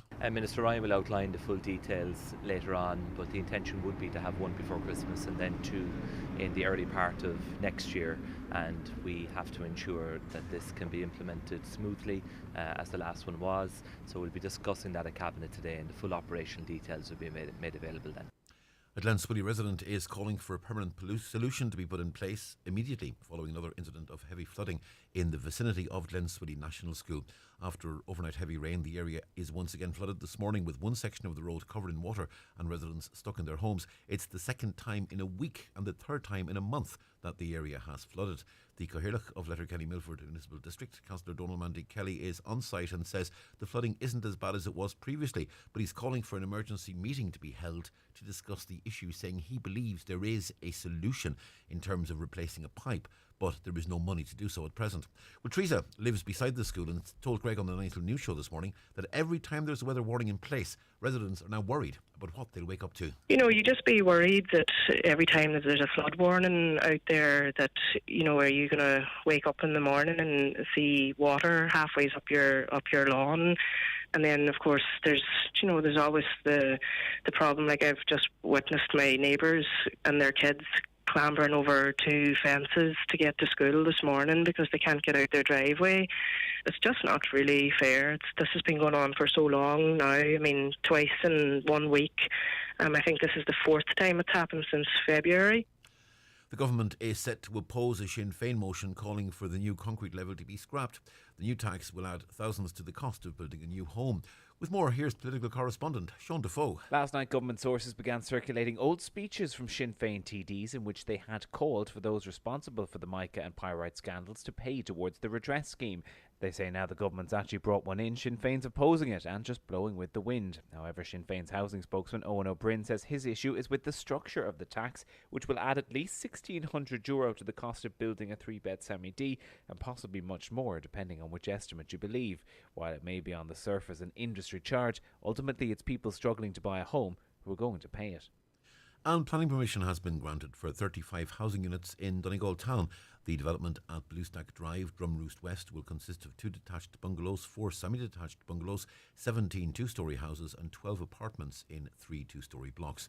With more detail, here's Donna Marie Doherty. Developer Sean Doherty has been granted planning permission for 35 residential properties on the site on the outskirts of Donegal town centre. The development had been previously granted permission by Donegal County Council. However, in September 2021, an appeal was issued on the decision. An Board Planala requested an up-to-date Natura impact statement to address issues arising, including water discharges on the site, while they also requested a revised layout and design of the proposed apartments. After further reports, the utility granted permission as the developer would not seriously injure the visual and residential amenities of the area and would be acceptable in terms of pedestrian and traffic safety. An inspector recommended a refusal of planning permission. However, An Board Planala said the revised Natura report had addressed the issues. For the forecast, Amit Aaron tell us it will be cloudy and rather damp today with occasional outbreaks of rain. Top temperatures this afternoon 15 to 17 degrees Celsius, light to moderate southwesterly or variable winds. And that's Highland Radio News. We're back with news headlines again at 11 o'clock. Until then, from the news team, have a very good morning.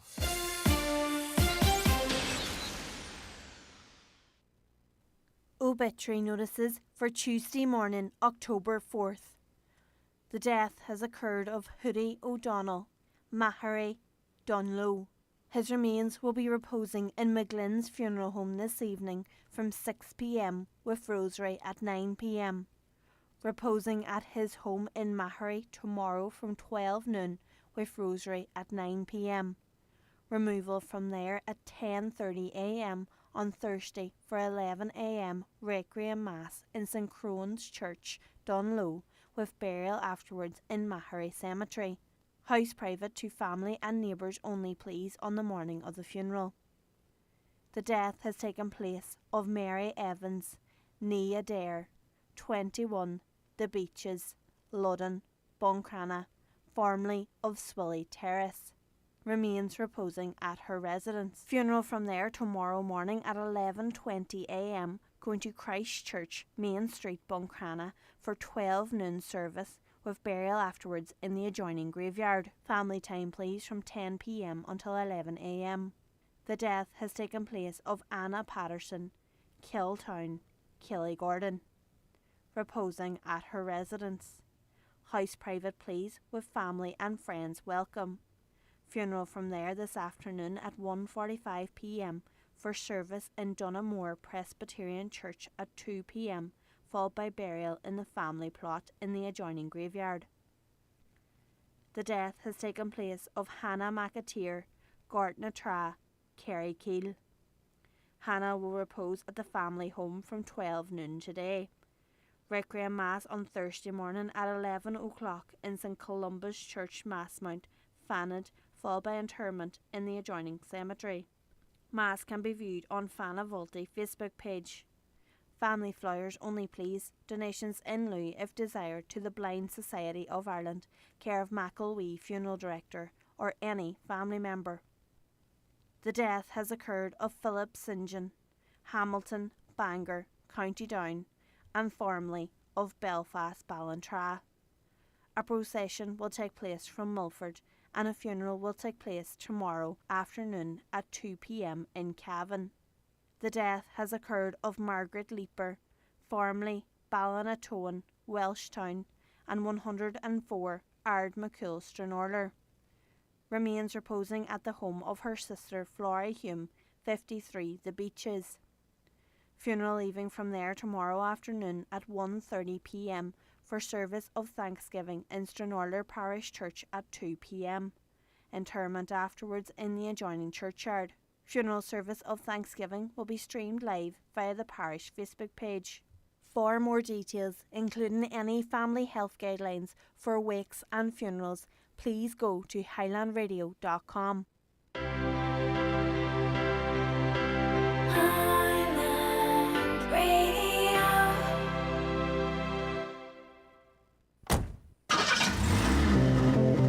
If that sounds good, so will this. Save up to €300 off your car insurance cover when you buy online at libertyinsurance.ie. That's based on a 25% discount for new policies. Up to €300 off your car insurance. That's money for living. That's liberty. Future-proof. Subject to a minimum premium and applied before optional covers. Acceptance criteria, terms and conditions apply. Liberty Seguros Compañía de Seguros y Reaseguros S.A., trading as Liberty Insurance, is authorised by the General Directorate of Insurance and Pensions Funds in Spain and is regulated by the Central Bank of Ireland for conduct of business rules. Okay, you're very welcome back to the second hour of the 9 till noon show here on Highland Radio. Coming up shortly, we'll have the latest and appeals and information from the Garda Síochána as part of our Community Garda item. As I say, that's coming up for you in a moment. A caller says, I'm not a pub person, but I like a wee drink. However, pubs staying open till 6 a.m. is ludicrous in my view. Drinkware in our classroom, what's their underlying agenda? Well, maybe they don't have one, but in any case, a lot of people don't feel it's the right way to do things. Let's see, what's the next one? I can't believe they're thinking of leaving pubs up until 6 a.m. in the morning. This is a joke. They need to change it. Where are they going to get staff? And taxis are bad enough. Young people drunk early in the evening, it's bad enough. They look to open Good Friday. I hope they change it. Maybe there's some logic to it that people will drink differently if they have longer access to alcohol. I don't know. I really don't know. The parking at Letterkenny Hospital is awful. I've had to leave my family member to go into the appointment alone. For an elderly person coming up themselves is awful. It's frustrating. The car park staff are more than helpful on a different issue there. Thank you for that.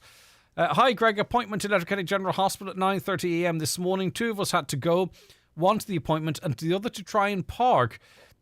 I'm here 25 minutes and still driving around and around in circles. Okay, well, that's a couple coming on the same issue. What's going on? Is there a new issue at in terms of parking at LUH, or is this just a coincidence that we have two contacts on the same issue? Greg, regarding council SIA houses that have or are falling down with mica, they're coming out replacing bits and pieces off these houses. How can they get these houses insured? This is not a proper thing to do. They're just wasting money hand over fist. Well, even if you get a full outer leaf done and the house is signed off on, you may still struggle to get house insurance. It is a big problem at the moment. It's certainly going to be one that's going to become more apparent as, let's hope it happens, more homes are fixed. Back to the pipes at Glen Swilly. Caller says, while we're talking about fundraising for pipes, we've been fundraising for cancer patients for years to try and get them to and from their appointments. Why are we not talking about this? We shouldn't have to fund to raise to get basic services for people. But look, there's a ton of organisations that fill huge gaps that should not have to be filled, in all areas of health. Another point, the hospital patients and family members on the non-COVID side in the ED are walking in and out of the red zone to get coffee, water and snacks. What's the point in having them separated if they're allowed this with no services for non-COVID patients available on their side of the waiting room? Is that really the case? Because that does seem rather pointless. Okay. We'll be back with Community Garda information for you after we look at the bingo numbers. We'll take them. Here they are. It's time for NCBI Bingo on Highland Radio. It's Tuesday, the 4th of October. You're playing on the brown sheet. The reference number is S17. It's game number 40. The numbers are 24, 39, 13, 90, 73, 57, 4, 70, 79, and finally 32.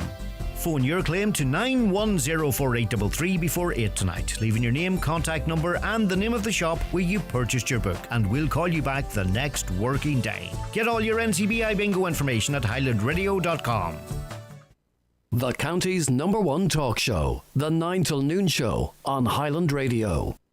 The 9 till Noon Show with Letterkenny Credit Union, now offering MyCU current account and debit MasterCard, bringing full banking features, delivered with the same local trustworthy service of your credit union. The young bakers are trying to make our Brennan's family pan and Be Good go viral on something called TikTok, says our Mr. Brennan. Viral TikTok, says I. I knew a fella who suffered from that. No way, says he. Ah, yeah. But he didn't make a song and dance about it. Although, says he, one thing worth making noise about is that anything baked is better with Brennan's. Today's bread today. It's back. The Furniture Show NI is now on at CFC Interiors Campsie Derry. Save with massive discounts from leading brands in furniture and interiors, from sofas, beds, flooring and design. CFC have it all reduced in their biggest sale. Don't miss the Furniture Show NI, now on at CFC Interiors Campsie Derry. Are you frequently asking others to speak slowly, clearly and loudly? Is listening to the TV or radio becoming harder? If your hearing is affecting your everyday life, Connect Hearing are here to help. Our clinics in Letterkenny and Dunloe are open Monday to Friday, where you can avail of our hearing test, wax removal and repair services. Take that first step to better hearing. Call us today on 07491 13296. Connect Hearing, connecting you to life. Raymond Sweeney here from Ben Sweeney Euronics to let you know about a great tumble dryer that will save you time and energy.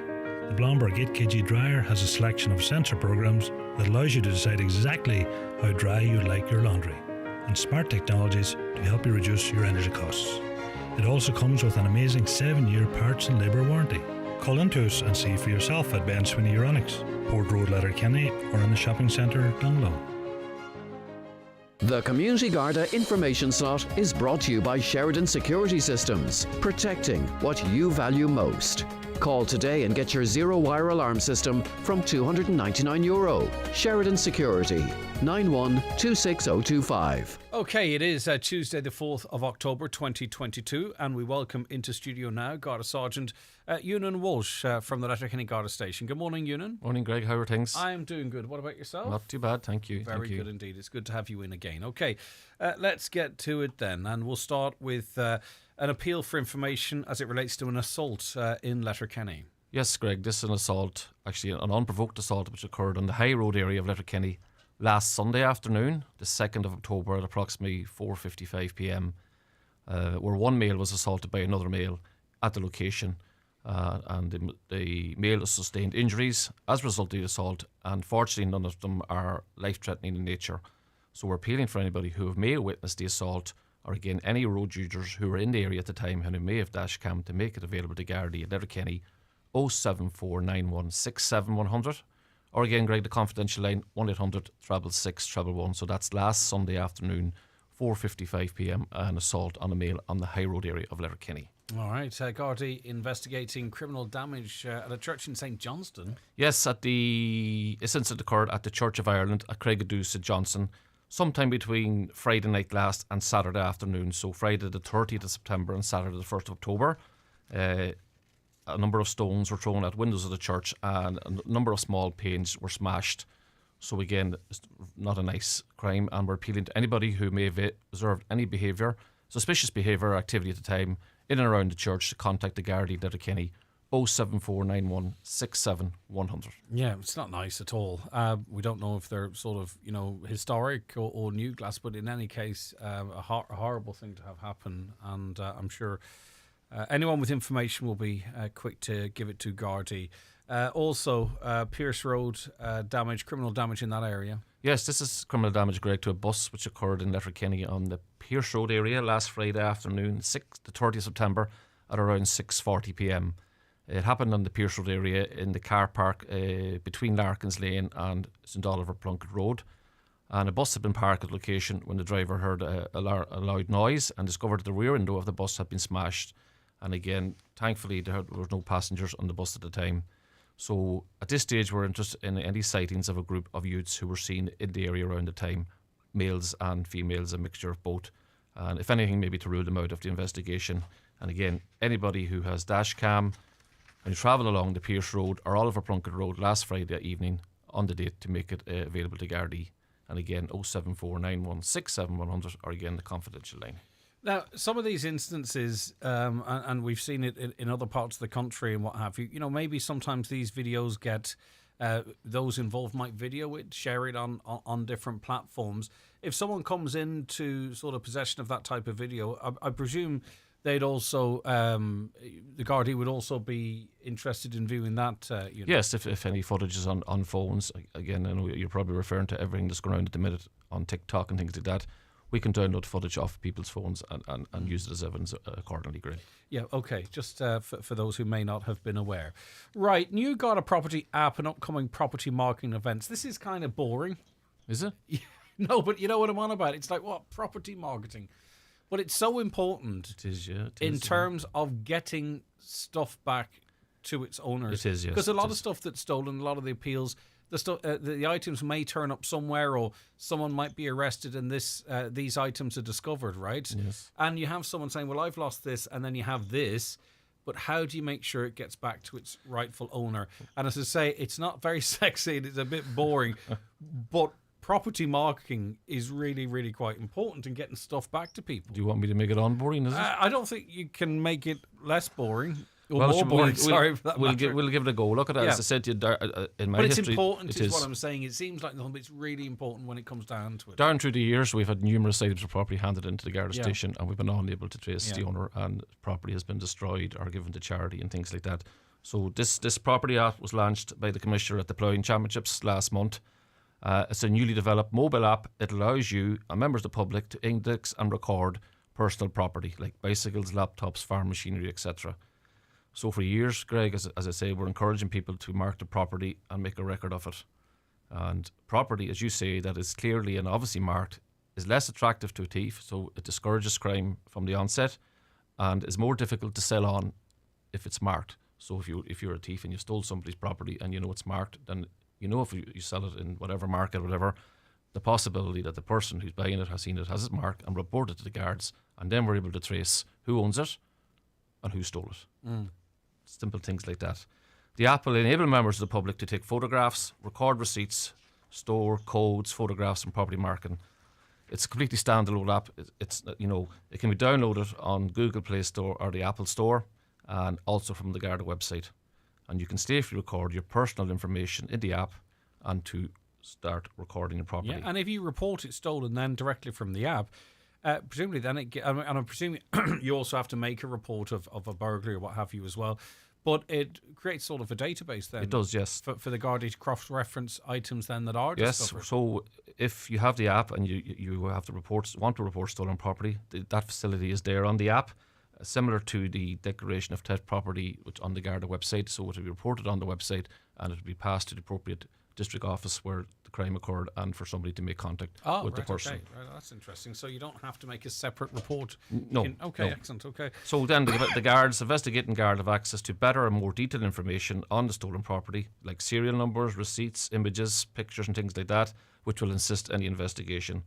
So if stolen property is recovered by the guards, it is more easily returned to its rightful owner, provided that a record is kept of the identification information. Right, okay, now property marking dates upcoming as well. This is for different type of items, say for instance, I presume machinery, trailers, yes. that type of stuff. This is the one where we record your air code on your property. So again, if your property is stolen and recovered, it can be given back to you easily. And more importantly, it helps prevent crime, and that if somebody's thinking of stealing something belonging to you and they see it's marked with an air code, you know, it's more difficult to pass on, you know. So again, there's one this Friday in Mina Cross Hall in Dunlow between 6 p.m. and 9 p.m. So I think the celebrations in Dunlow will probably be over at that stage. So get your property down to the Mina Cross Hall.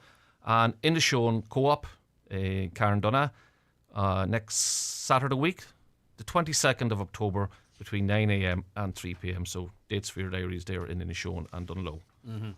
I think lots of people now are finding themselves, you know, almost getting up and going out and doing the business in the dark, and for some, depending on the type of work they do, coming home in the dark. So we're right in the sort of the wheelhouse of winter. It's a great time for burglars and other criminals because it offers them the cover of darkness. So we have to do everything we can to make their lives more difficult. We do. Operation Tor was launched there last week and began on the 1st of October and will run on till the end of March, Greg. So it targets organised crime gangs and repeat offenders through coordinated crime prevention and enforcement activities. And again, as you say, research indicates that there is a surge of up to 20% in burglaries during the winter months when daylight hours are at the lowest level. So again, as you know, the clocks will change in a couple of weeks and we'll lose an hour in the evening. And burglaries are most likely to occur between the hours of 5 p.m. to 9 p.m. During weekends over the winter months.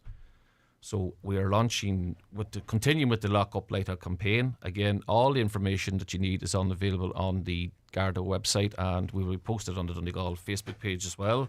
Simple crime prevention matters like turning off lights, LED bulbs are more turning on some lights, Greg, and LED bulbs are more energy efficient than just traditional bulbs. So if we're worried about the cost of our bills, use your LED bulbs. And also too, there are really quite effective lights that run off batteries. Yes, LED, really low power LED lights. I got one of them myself. They run off batteries.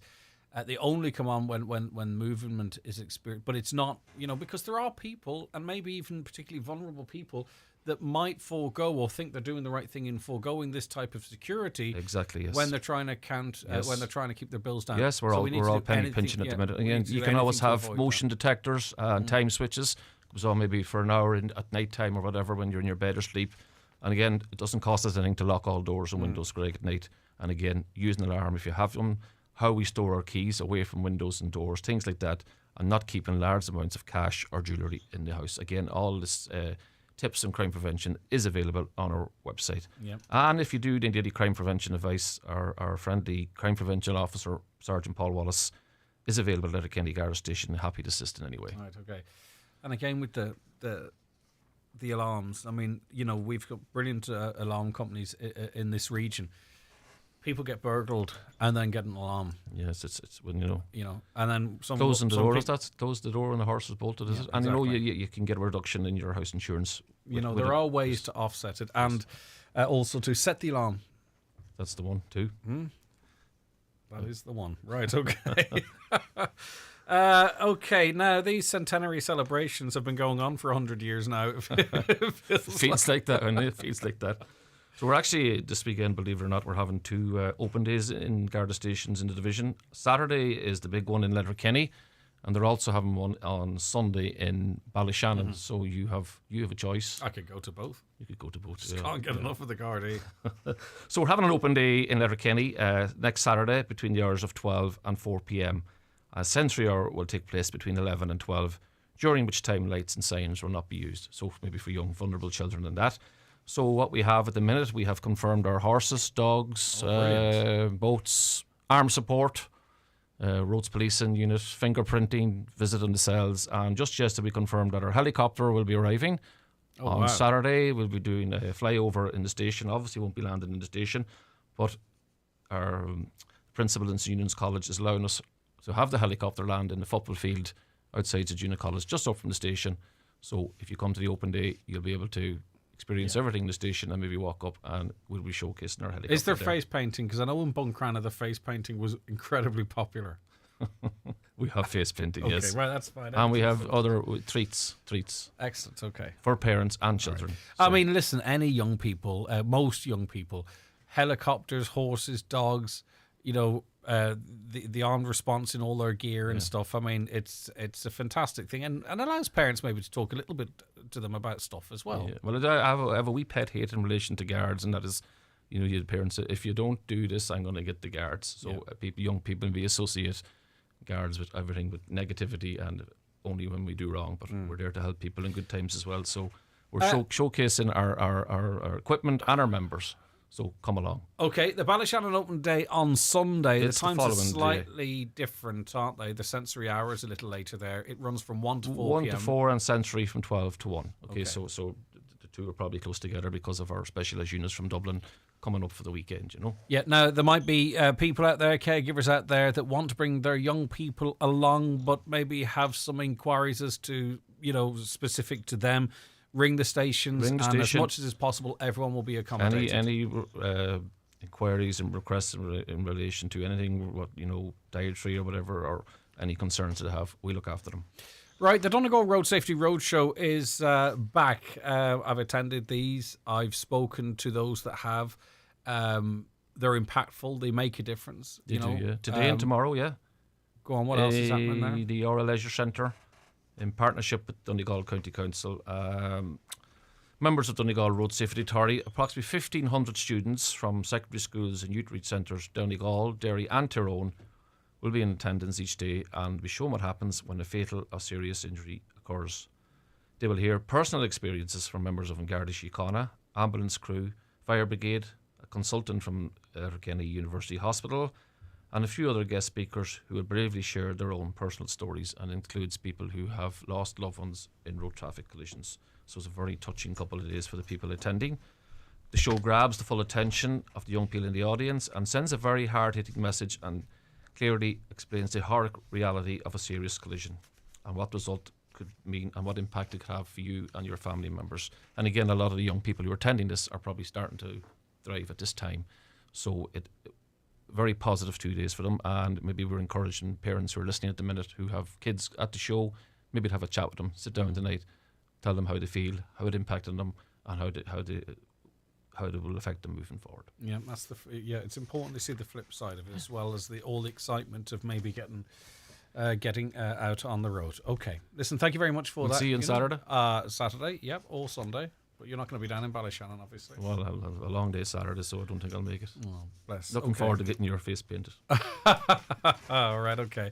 Thanks very much, as always, Ewan. I really appreciate it. That's Garda Sergeant Ewan Walsh of the Letterkenny Garda Station. You can see him on Saturday as well for those, the open day on Saturday in Letterkenny and on Sunday in Ballyshannon. And as you heard, the helicopter, Letterkenny, the horses, the dogs, the armed response unit. Lots of young people would get a real buzz out of that. And, of course, treats and face painting. Right. Okay, that was the Community Garda information item for this Tuesday, the 4th of October. It will be available for you to watch later on our Facebook page and also on the Garda Síochána Facebook page. And we'll be back for you live on air next Tuesday, shortly after the 10 o'clock news. The 9 till noon show is brought to you by Letterkenny Credit Union. Digital loans now available. Apply online or via our app today and get your loan transferred directly to your current account. At An Post, we believe in giving you more power over how you bank. That's why AIB and Bank of Ireland customers can now lodge and withdraw money at any of our 900 post offices across Ireland 6 days a week. That's right. Your bank is in your post office for personal and business banking alike, meaning you can bank wherever you live or work. Visit your local post office or onpost.com/everydaybanking. An Post, your money for your world. Allied Irish Banks plc and Bank of Ireland are regulated by the Central Bank of Ireland. Are you renovating or extending your home and looking for quality products at a bargain price? Donegal Tile Centre, together with Rossview Interiors, are having a mega 2-day sale this Friday the 7th and Saturday the 8th of October, with wall and floor tiles at less than half price. Vanity units, bathroom suites and bathroom furniture all at ridiculously low prices.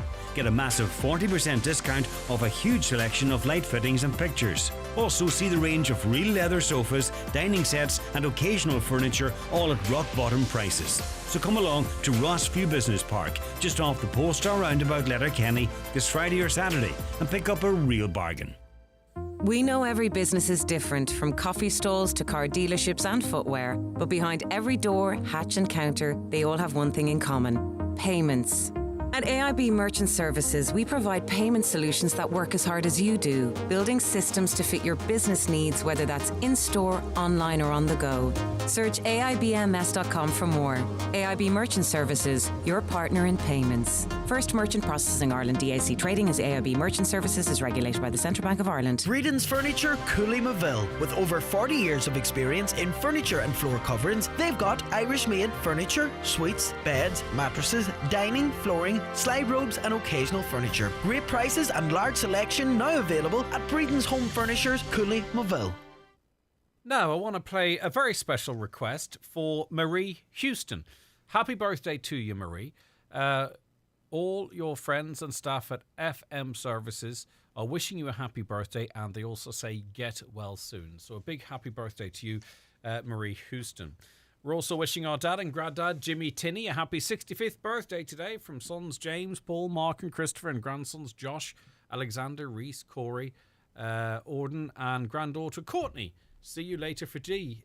Enjoy your day. Okay, happy birthday to you, Jimmy, as well. All right, let's take that piece of music right now. Here are the Cranberries.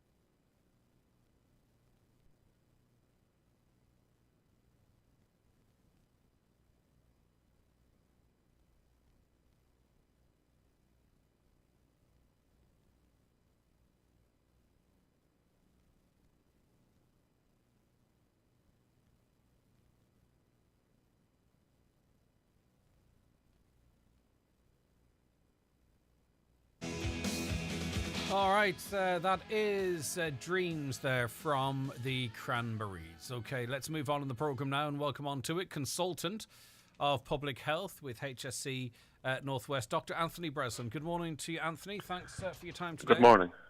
Not at all. Right, okay. Now, at this time, you're reaching out to particular groups, I think, and all groups dependent on the vaccine, as it relates to both the flu vaccine and the COVID-19 vaccine booster. This is the adapted vaccine, which is available as a booster. To whom?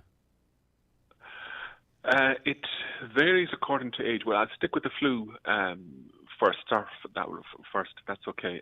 So obviously this time of the year we launched the flu vaccine, and it's a very effective vaccine. Prevents a lot of illness, a lot of admissions, and thankfully deaths as well. So the people who are to get that are people over 65, people with underlying conditions, and pregnant women as well, and also healthcare workers, and importantly as well, people who work with the pig industry and the poultry industry, because we don't want. We know we could get cases of swine flu and avian flu among those animals, and we don't want the workers there to become infected with both. So that's important too. So that's the flu. It's a good, safe vaccine. Go and get it. People might have got out of the habit of the last 2 years with COVID, but we have seen a tiny bit of flu already this year in all age groups. It's tiny bit earlier than we're usually seeing it, used to see it, but therefore we're saying get the vaccine. Regarding the COVID vaccine... Sorry, can I, if you don't mind, Doctor? Sure, go on. Stay with the flu vaccine. Yeah. I thought that younger people who can get a nasal version of this vaccine... Yes, sorry. As well. Yes, sorry. My apologies. Thanks. Yes. So they can get it too as well, and that'll be launched in another week or so. And obviously you can get the vaccine from your GP or your pharmacy, and healthcare staff can get it. Some healthcare services are offering it, clinics depending on where they work. Regarding the COVID vaccine, then we still have some people who haven't got it. The first dose, they'll get that. Some people haven't got even one booster to get that. And then people, the elderly, people who have underlying conditions, and healthcare staff, they're advised to get the booster as well. There'll be a mixture of the booster. I know the HSE is encouraging people to get their first, if they haven't, to get their first dose. So the majority of people have, the overwhelming majority have. That being said, it's the original vaccine you get for your first vaccine, and it's this adapted vaccine that's given as a booster. It varies. Some people are getting the original vaccine, and some people are getting the new variant, depending on what stage you are with your boosters. The new variant is very, very similar to the original vaccine. It's got a bit more of the Omicron. Remember the good old Omicron we had? It's sort of targeted a bit more towards that. But it will, if you've had previous vaccines, it'll boost protection in general. So that's what we want, because obviously we do have small numbers around, but what we want to do is make sure we don't have the situation we had sort of 2 years ago, before vaccines, when we had a lot of people sick. It won't, as I said before, necessarily stop you getting sick, but it'll cut down the severity, so you just have mild symptoms, or maybe you don't even notice anything at all, and then stop admissions and stop hospital admissions, stop serious illness, stop death. That's what we want to achieve. Yeah, okay. And dependent on age groups, the uptake has been relatively low for boosters, and I think relatively low in terms of certain age categories in Donegal. Obviously, at this point, I think the only real coercion there is, if I could use that word, is what people think themselves at this point. Is, do you believe that you could get very sick from this if you do get the vaccine? Now, I mean, obviously you're encouraging everyone who can to get it, but I think that's the space we're in at the moment. Yeah, it is. We don't want people getting sick. I mean, we don't want disruption from school, work, general life, etc. And we don't want... there's people sick enough who need to get to hospital. We don't want those hospital beds taken up with COVID, as it were. And then one last thing is, we did have during COVID sort of vaccinations in general, childhood vaccinations, measles, mumps, rubella, meningitis. They fell off a bit because it's difficult to access them and clinics were cancelled, etc.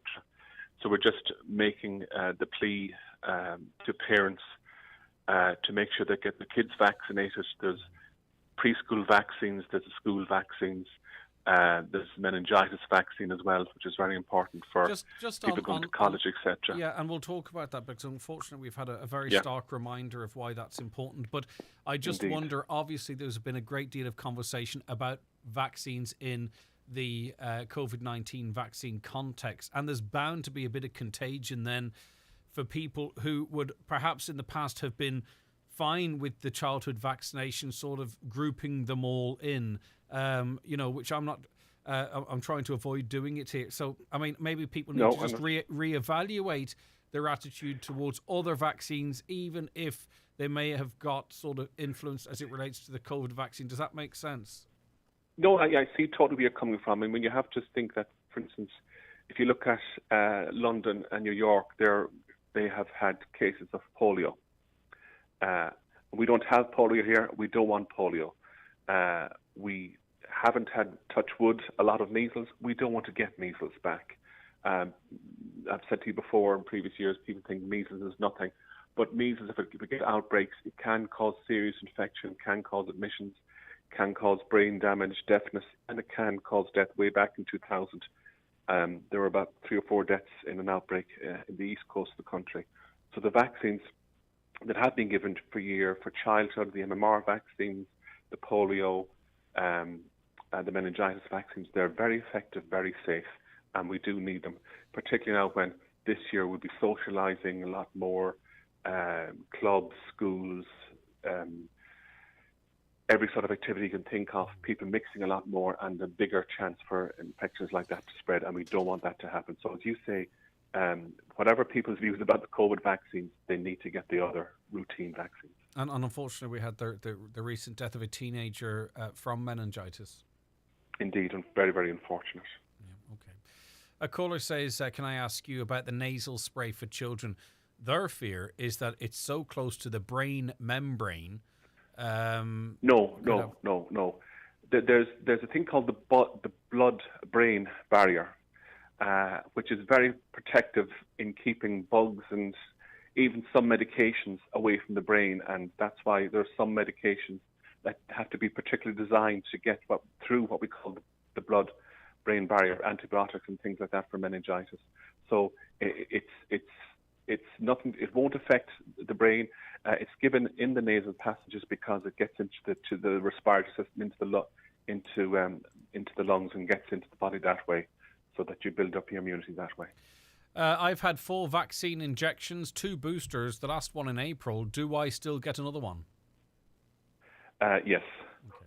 The flu and the flu vaccine and the COVID vaccine can be given at the same time as well. You can get the vaccines at the same time, but otherwise 3 to 4 weeks between them.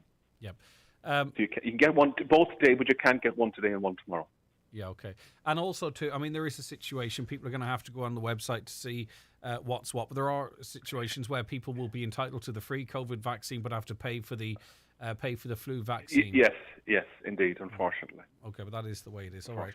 Okay, Dr. Anthony Breslin, thanks for your time today. Not at all. Thank you. Okay, consultant of public health with HSE Northwest.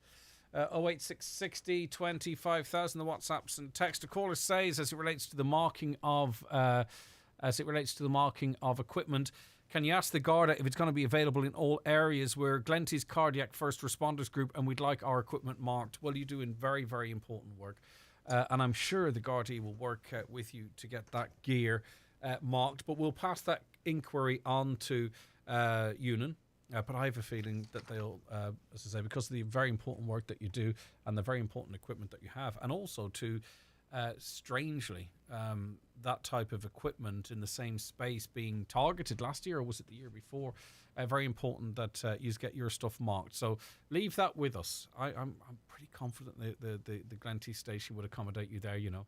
But we'll try and get something more confirmed for you. By the way, the man's name now is come back to me. The gentleman from Cavan who we had on the programme yesterday. He has his free tickets, by the way, for the county final. Thanks to Sinead, she sent them through for our guest. I was speaking about him so much yesterday. His name's on the tip of my tongue. It will come to me now in a moment. A great character. Lots of you enjoyed that call. But he's got his tickets for him and his nephew to go along to that event, which is good, isn't it? It was not about the money, by the way. He raised an important issue, and it's one that we're going to pursue. You know, I mean, obviously, there's an awful lot of work goes on that has to be funded and so on and so forth, but there is just a sense that maybe older people should not have to pay full whack. There should be a discount for them, but also too that they should be able to pay cash if they want to. Cash is very important to certain groups of people, lots of people across all age groups, but particularly maybe to the older generation. And we heard that referenced in other areas of society as well. You want to be able to pay cash to go and watch a game of football, don't you? The 9 till noon show is brought to you by Letterkenny Credit Union, offering low-rate car loans with fast approval. Apply online at letterkennycu.ie or in office today.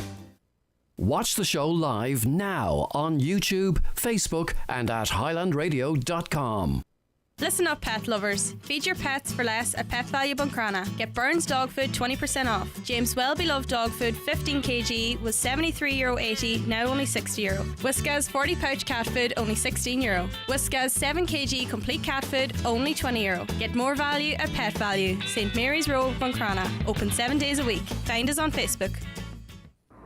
October the 5th is Tyre Safety Day. The Irish Tyre Industry Association, RSA and An Garda Síochána will be roadside, advising motorists to stay safe with regular tyre checks.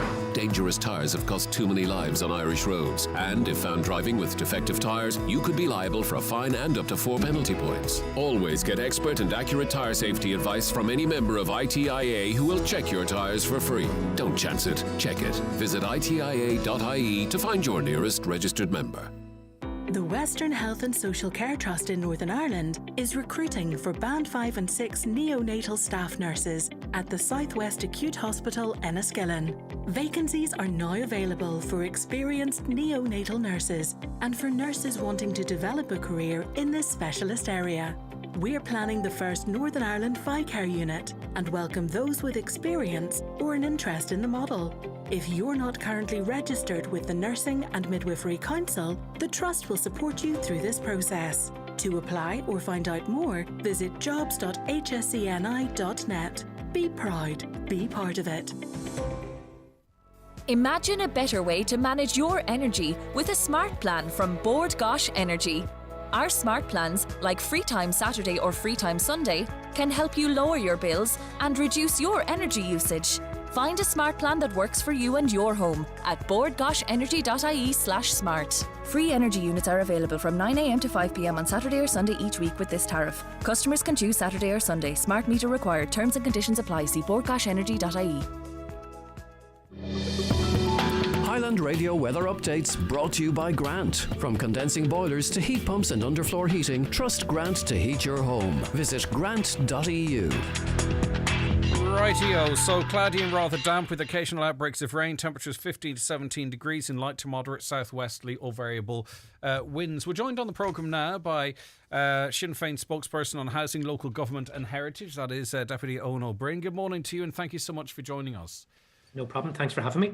In conversations I've had with you on this programme and government representatives over, it feels like a couple of years now, everything that was wrong with this levy was out there. We'd been discussing it, that it would fall on the shoulders of people trying to repair their micro-affected houses, first-time buyers, the fact that something like this could never be done, could it, during a housing crisis. Yet here we are, an 11 billion budget by the government, and we're all talking about, on the face of it, though perhaps the consequences could be much greater, 80-odd million. It's a real own goal, I'm sure you might feel, from the government here.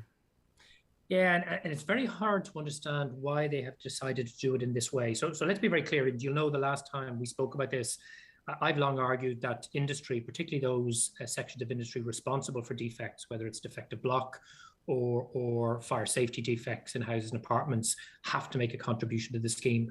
I'm absolutely convinced, and I'll outline in some more detail in the Dáil this evening with our motion, how that can be done in a way that would really limit the potential for increased cost, whether it's for defective homeowners looking to remediate their homes or buyers. What government has done is they've taken one tiny section of industry, which is concrete products, block and pouring concrete. They're imposing a very high levy. And who will bear the cost of that? Well, in the first instance, your listeners in Donegal, who already are being left tens of thousands of euros short for remediation and will now have to pay an extra 10% for the blocks that they purchase, and also home buyers. What the government should be doing is should be looking at a levy in a completely different way. And the first thing is they should be looking at a levy across a much broader range of industry. They should be looking at a levy on profits, not on products, and in particular on those sections of industry with the greatest capacity to pay. So two examples. We have a banking levy. And let's not forget, a lot of the defects were in part fueled by reckless lending by the banks during the Celtic Tiger era, but also the banks stand to profit from the remediation of homes because they have loans secured against homes that have no value. The government have extended the banking levy for another year. It raises 87 million. Pierce Doherty and Padraig McLaughlin, my colleagues, have long argued that the banking levy should continue to be extended to make a contribution to defect remediation. Likewise, very, very profitable companies, either in the product side of things or construction. Cairn Homes, for example, a very reputable builder, they saw their profits increase 44% last year. They made an operating profit of 57 million. They are, giving 97 million back to shareholders in dividends and share buybacks this year. Companies like that either have a direct or an indirect relationship to previous developments that were found with defects should be making a contribution. And then finally, go ahead. Sorry, and then finally, the final cohort. The third is the pursuit of those companies that are directly responsible. We were told by this government they were going to appoint a senior counsel. There was going to be a terms of reference. There was going to be an attempt to ensure that those people who are primarily responsible for defective products or defective building would be held to account. No senior counsel has been appointed. No terms of reference agreed. So we're in a situation where a good idea is being badly applied by our government, and homeowners, and particularly defective homeowners, are the ones who will end up footing the bill. Okay, is it not the case, though, that at least we know where the government is at? It's there, it's in our face, we know we're going to end up paying for it. But no matter how you try and target this or position this, it will always trickle down onto us, the taxpayer, us building houses. You know, no matter how you might try and sort of chop it off the top of profits and all that type of stuff. And it might look better and feel better, but basically, they're not going to absorb these companies and banks and the developers that you talk of. They're not going to absorb this because they would come out and say, do you know what, government, we'll do the right thing. We're going to donate a certain level of our profits to this because it's the right thing to do. They'll always find a way with the teams that they have to make sure that the interests of their shareholders, etc., are protected, aren't they? So two counter arguments to that, Greg, because the reasonable proposition. Again, if you take Cairn Homes, and the only reason I'm using Cairn is because they're a PLC. Homes, go on. But they're a PLC, so we have access to their annual accounts. If you look at their annual report for last year, published early this year, they said that construction costs went up by 6%, but they were able to fully absorb that and still make a 44% increase in profits. So it is possible, and we have evidence of that, that if you design these things in the right way, those companies that have the ability to absorb them can absorb them. And therefore, I believe that is something that the government should at least be trying to achieve. Likewise, the banking levy. If we continue the banking levy, it's not going to add a single cent to the cost of any new build home or remediation of properties in Donegal, Mayo, Clare and elsewhere. So there are two concrete propositions. One of the concerns I have is that we have a heavy concentration of very, very profitable companies in the construction industry. And then we have a lot of small traders and SME businesses who are barely making a return. And if you just apply a blanket levy to products, you are hitting both the profitable companies who can absorb and those who may actually be put out of business by a badly designed levy. And therefore, it's really important if you're going to do a levy, and I passionately believe industry has to make a contribution. The total bill, if you add what the Department of Housing estimates defective block is going to cost, and keep in mind, since that estimate was put out there, defective block has now been found in 13 counties in the western and eastern part of the country. Add that to what the Working Group on Defective Buildings report suggests would be the cost of remediating Celtic tiger era defects. We're now looking at a bill upwards of €5 billion. And the taxpayer, through the general government contribution, should not be footing all of that. Let's also not forget, in the budget just announced, all the government has increased the funding for defective block remediation for next year is by a paltry 5 million. And if you look at what they've actually spent, they allocated 30 million for defective block in the last 2 years since the scheme opened in Donegal and Mayo. They've only spent 10 million of that. Only 14 homes. Yeah, but mostly on admin if it's to do with the defective block issue, because there's no houses, there's a handful of houses being repaired. So, and only 14 homes in Donegal have got full grant payment and none in Donegal. Okay. We have thousands and thousands of homes, defective block and Celtic tiger era defects. We need a larger state contribution and a fairer, more sensible levy to be imposed. Okay, well, how can you be sure that, because these companies will probably be looking forward, and just 2 minutes with you, Owen, these companies will be looking forward to their activity. Do you know what I mean? Maybe a slowdown, hold their fire for a couple of years, maybe they have the capacity to do that. How can you be sure that how you would apply this levy would not maybe accelerate it? I mean, whether we like it or not, we do need these people in building houses. Your housing plan is very ambitious. It requires a lot of these people on board. Like, how can you be sure that what you introduce doesn't speed any slowdown in construction or blunt it? Because I think if you focus on profits rather than on all-in development costs and material costs, and I think if you make the levy reasonable, those companies with the capacity to pay will be able to pay. You're absolutely right. We have to then make sure there's a safety mechanism to ensure they don't pass it on. And we could talk about, for example, windfall taxes or excessive profit taxes. But I also think some of these large companies, because they're limited trading companies, they have reputations to protect, whether that's CRH or Cairn or others. And the other thing that strikes me as odd is government didn't have any discussions with industry about this. I don't think there should be a voluntary levy. I think government should legislate. But if I had been the minister, what I would have done is, as my officials were working on the legislation, I'd have been in talks with all of the sectors. And I'd been saying, look, let's collaborate and reach an agreement on this. If we don't, I'm going to go ahead anyway. But let's try and do it on the basis of, we have a big bill, we all have to play a part, let's do it in the most sensible way possible. And I actually think some of those large companies, as I've already outlined, that they've absorbed increases in construction costs, would be open to that conversation. But that was fair enough. At the same time, that was fair enough. That was a decent thing. You could argue that they did, yet we perhaps are arguing to use it as a stick to beat them with. You kind of mentioned it, but there are those still in the industry that were involved with companies that could be found to be responsible for this. It's a big frustration for a lot of people as they go and source materials. We heard from a leading person in construction last week on this show who said he wouldn't source his materials in Donegal if he had a choice. I thought it remarkable comment from someone within the Construction Federation of Ireland. Just in 30 seconds, some remarks on those 2 points. We need government, particularly through the National Building Control Office and the building control sections of local authorities, to have a zero tolerance policy. We need to clean up the quarries, the block manufacturers and the cement producers. And you know as well as I do the testimony that a number of engineers gave our committee in July of this year. They are saying there are still quarries and block manufacturers producing defective block, and this government has done nothing. Good work has been done by the National Building Control Office. The local authorities are limited in staff. But until government takes a zero tolerance approach to this, unfortunately, as building increases in the years to come, which I hope it does, we could have a repeat of the Celtic tiger era scandals. It's up to government to get tough and clamp down it. Put those people out of business if they continue to produce defective block and defective products. Support the good companies that are doing things right. No tolerance for people who are breaking the standards and the rules. All right, Deputy Owen O'Brien of Sinn Féin, the spokesperson on housing, local government and heritage. Good morning to you. Thank you for your time. I do appreciate it. As you can imagine, a lot of people are looking to speak to that deputy this morning with everything that's going on this evening. Look, that is not going to a pass. But I think it's a lot of people see it very worthwhile as having the conversation sort of out in public. Cutting through the spin. The 9 till noon show on Highland Radio. All right, it's 11 o'clock. Let's get a news update. Good morning, Emma. Thanks, Greg. Good morning.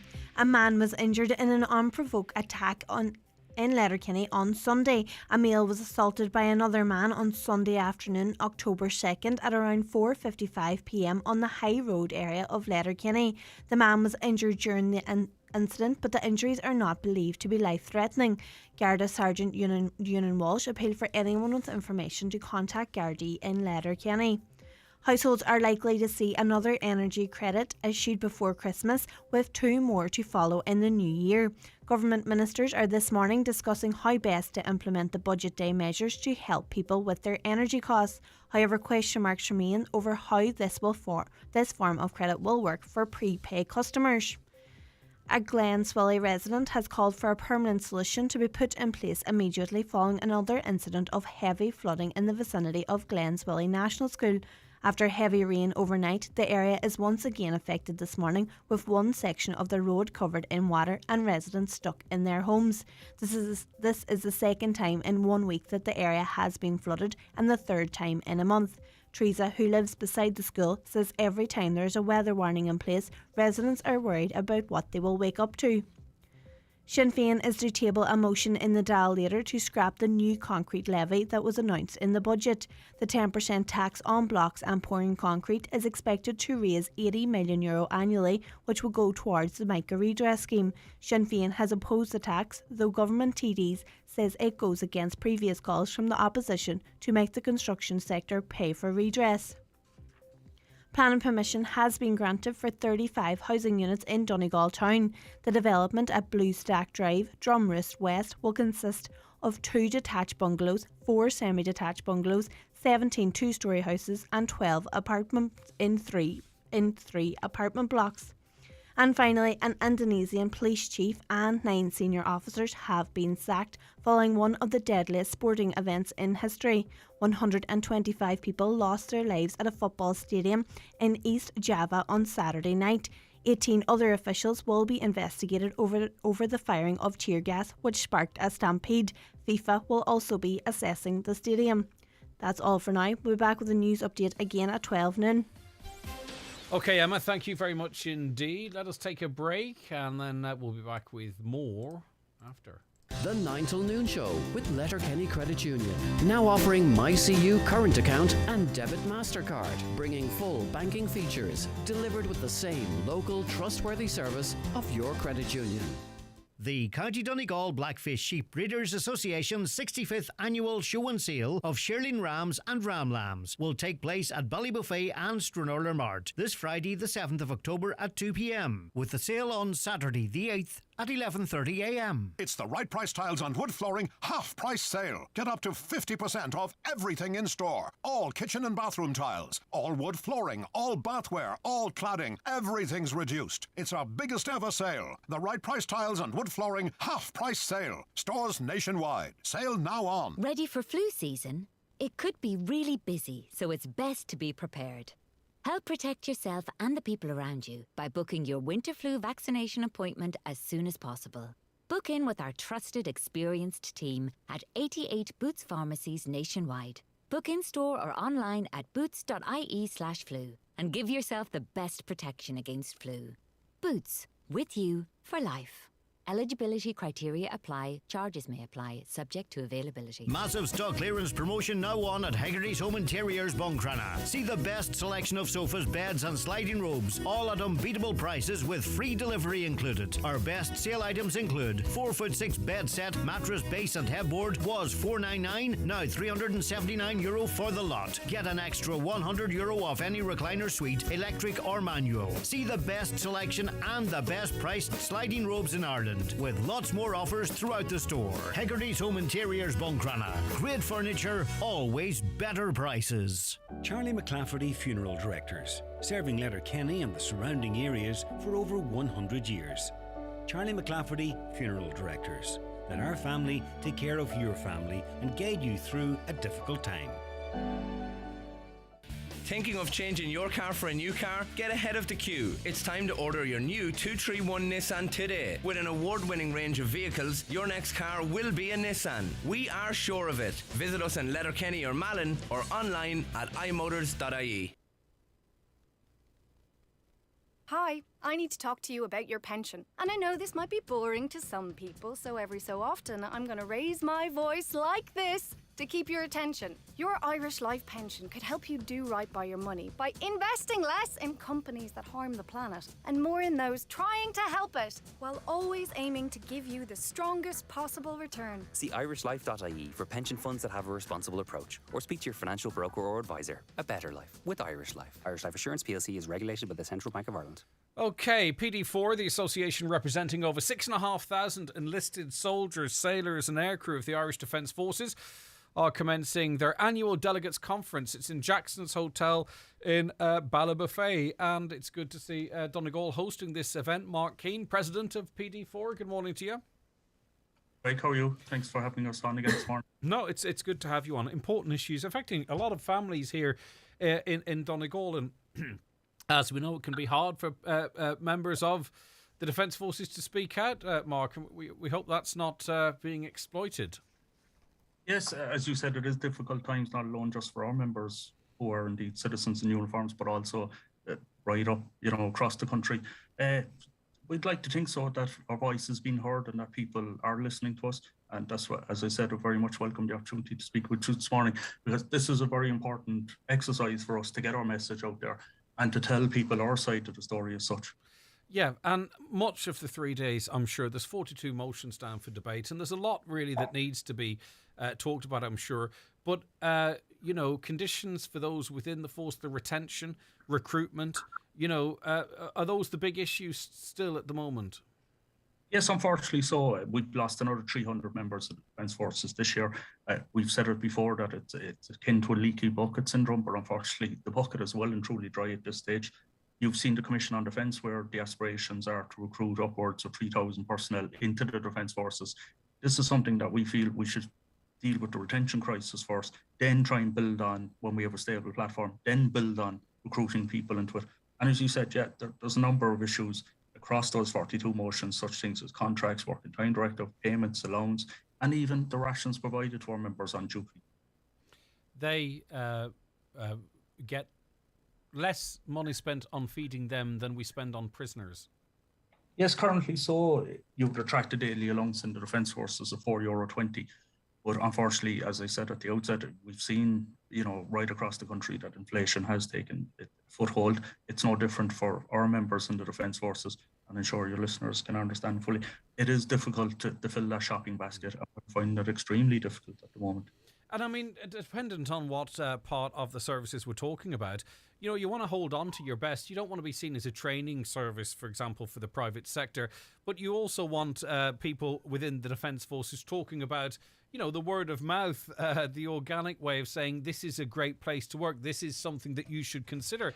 But whilst you're having to spend much of your time pointing out the failings, you would look at a young person and say, well, why would they join the Defence Forces? Like, it has to be gotten right, or these problems are just going to continue on and on and on.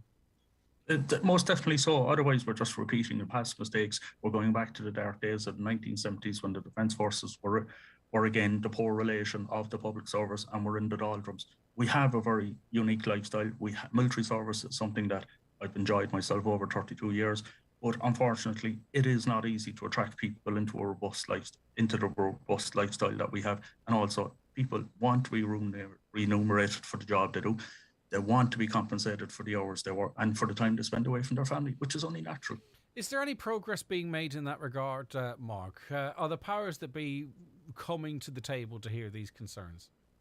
I'd like to think that we have a good relationship with the Department of Defence and indeed the Minister, and I'd like to think that's something we can build on. I think the recent budget has seen an allocation of an extra 67 million. We've seen small changes taking place across the Defence Forces. It's not coming fast enough. We're starting from a historically low place, but at least it's a start. And we've always said it, we're always willing to engage with all the stakeholders to make Ullet na HÉireann a better place for all of us. And I'd like to think that with the Minister in attendance at the conference this week, that he will hear our concerns and take on board what we're saying and what we're trying to do. We all have a vested interest in this. We all have a stakeholder in the Defence Forces. And I think when the military community and the military family gets together, maybe it's time we discussed what is positive about the Defence Forces. Yeah, and do you think maybe the language that's being used by the likes of Simon Coveney and other senior government ministers about our defence, about our sort of role in European global matters, talk of increase on spend, there's no point throwing money at it either, really. The Army, the Defence Forces, all branches of it really are the personnel. It's not necessarily equipment or whatever. I mean, and if you want a proper Defence Forces, you have to look after the people that are the Defence Forces. Most definitely so. Our most valuable asset is the personnel who serve. And we've said it many, many times.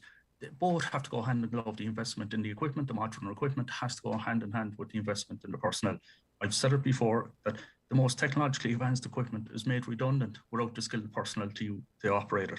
And unfortunately, at the moment, we seem to get it wrong. We seem to be investing in the equipment and not the people. Well, maybe that's something we could discuss with the minister when he arrives tomorrow as well.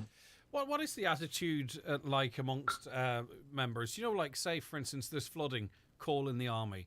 There's a problem at Dublin Airport, call in the Army. There's a big event taking place in Dublin, call in the Army and have them, half fed and lying on uncomfortable beds. Do the members of the force, the members of the Defence Forces feel like they're, I don't know, I don't want to put words in your mouth, but dogs' bodies, or you know what I mean? Sure, the Army will cover that.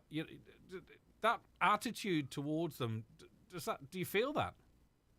I'd like to think that when we're called upon to do taskings by the government, we will do it, that we will serve the state, and we've done it proudly over the last 100 years. Unfortunately, at times it is seen that we're cheap labour. There's no other way of describing it. We're seen as the people who will go in there and do that job. In saying that, we've always stood up to the plate. We've done what's been tasked with us. But at the same time, we feel our members should be compensated for the job they do.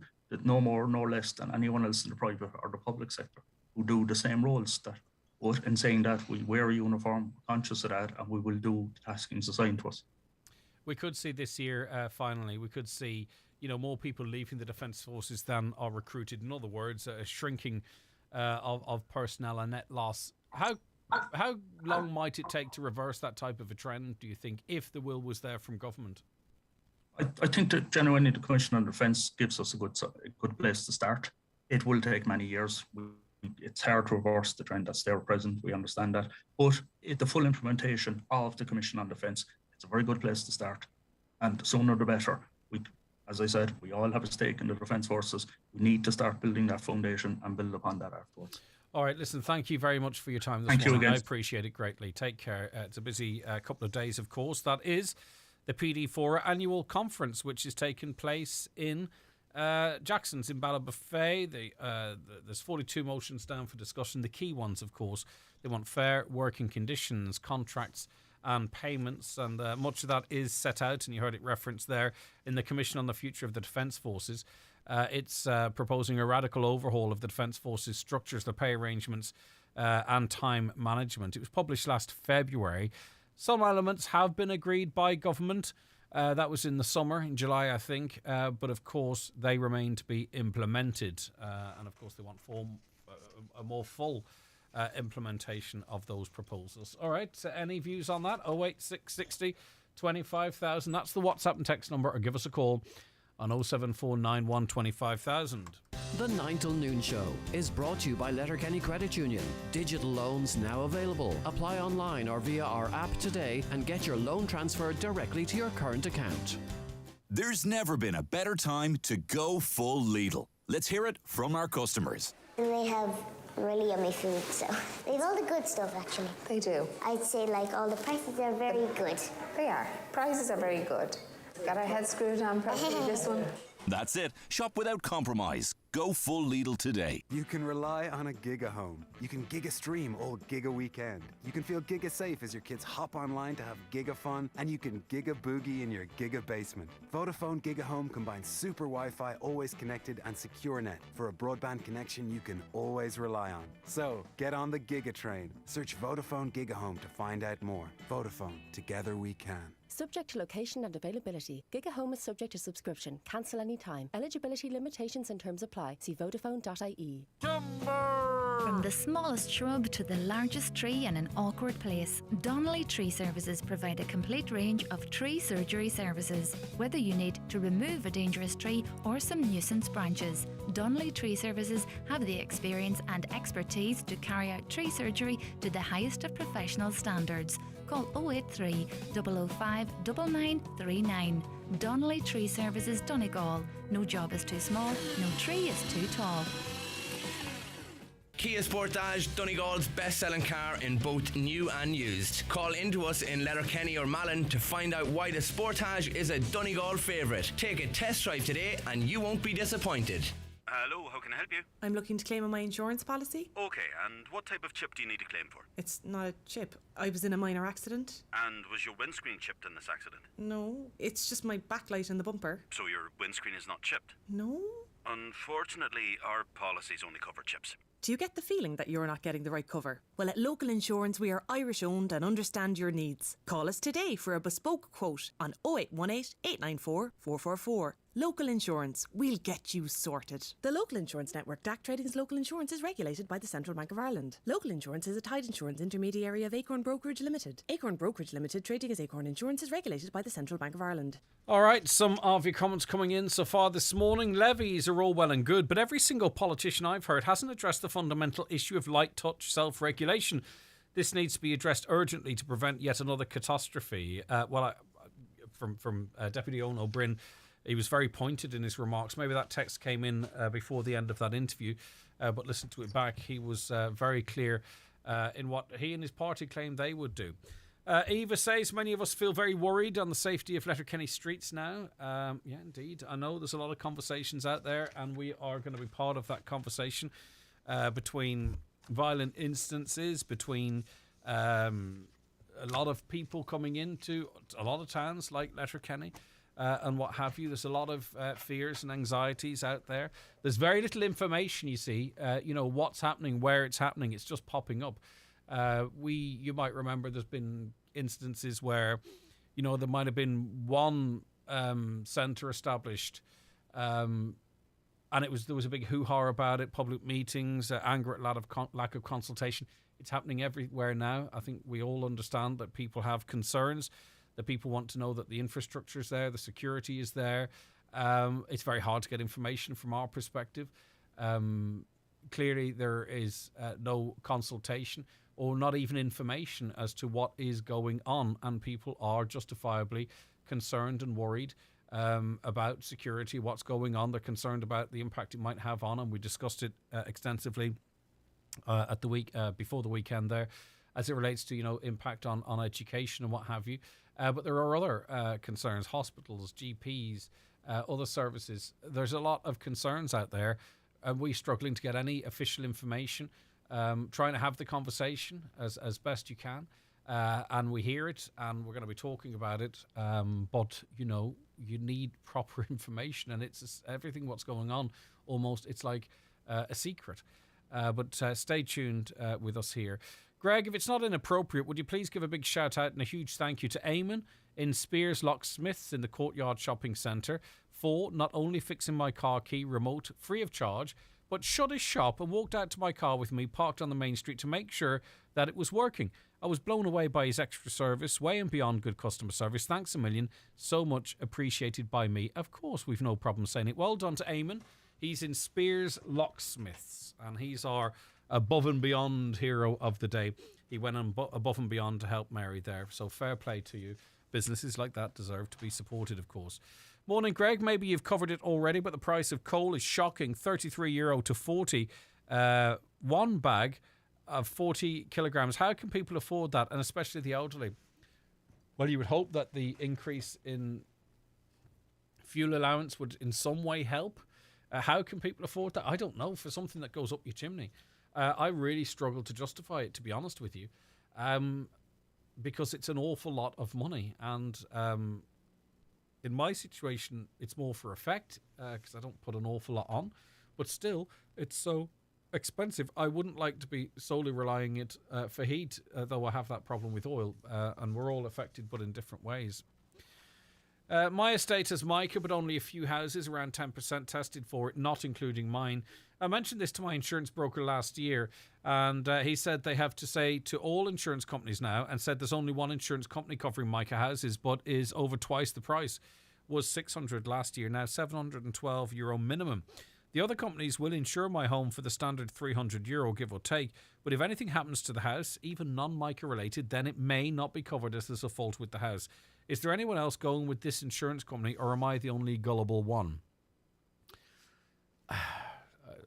It's very hard to know what the story is there. Like, the bottom line is and it's the way insurance companies work. What is it that as soon as you go to make a claim, what's the first thing they try and do? Figure out how maybe they can avoid paying out on it. I don't know what the answer to that question is. I've lost the info for that interview, Caroline. Not that there's much interview anyway. I normally just get a name.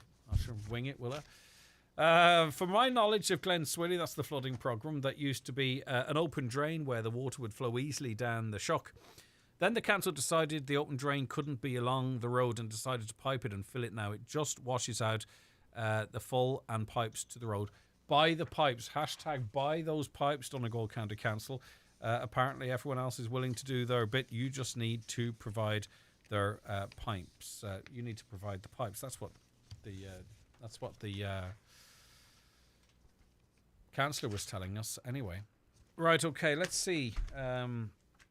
We're joined on the programme now by Senator Niall Blaney. He's spokesperson on Northern Ireland and a member of the Good Friday Agreement Committee. He joins us now to discuss, really, I suppose, the latest developments.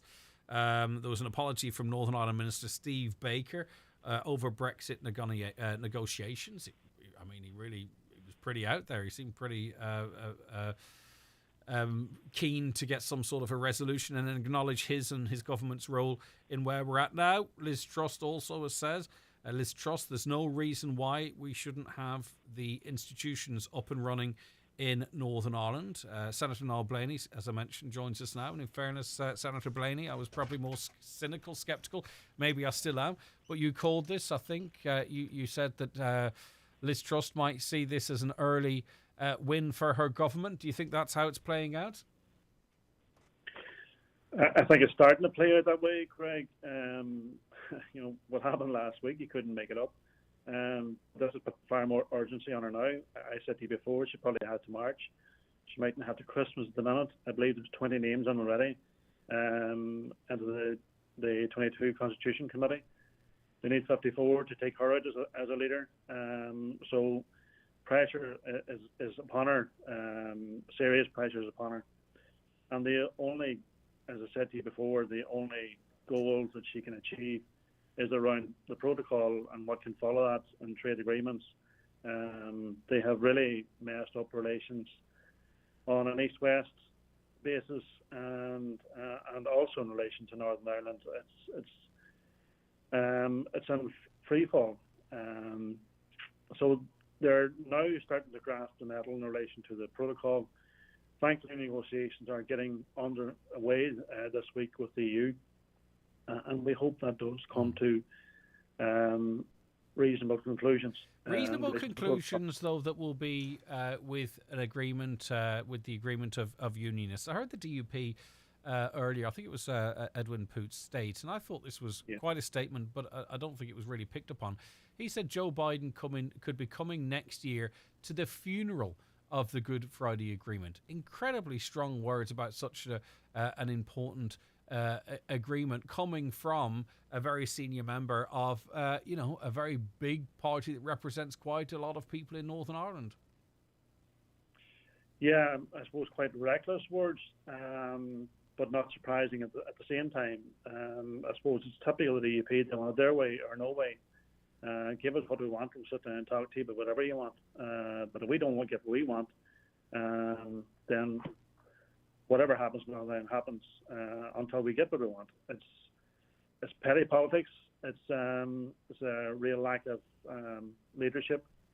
There is a reason they weren't first in the polls the last time.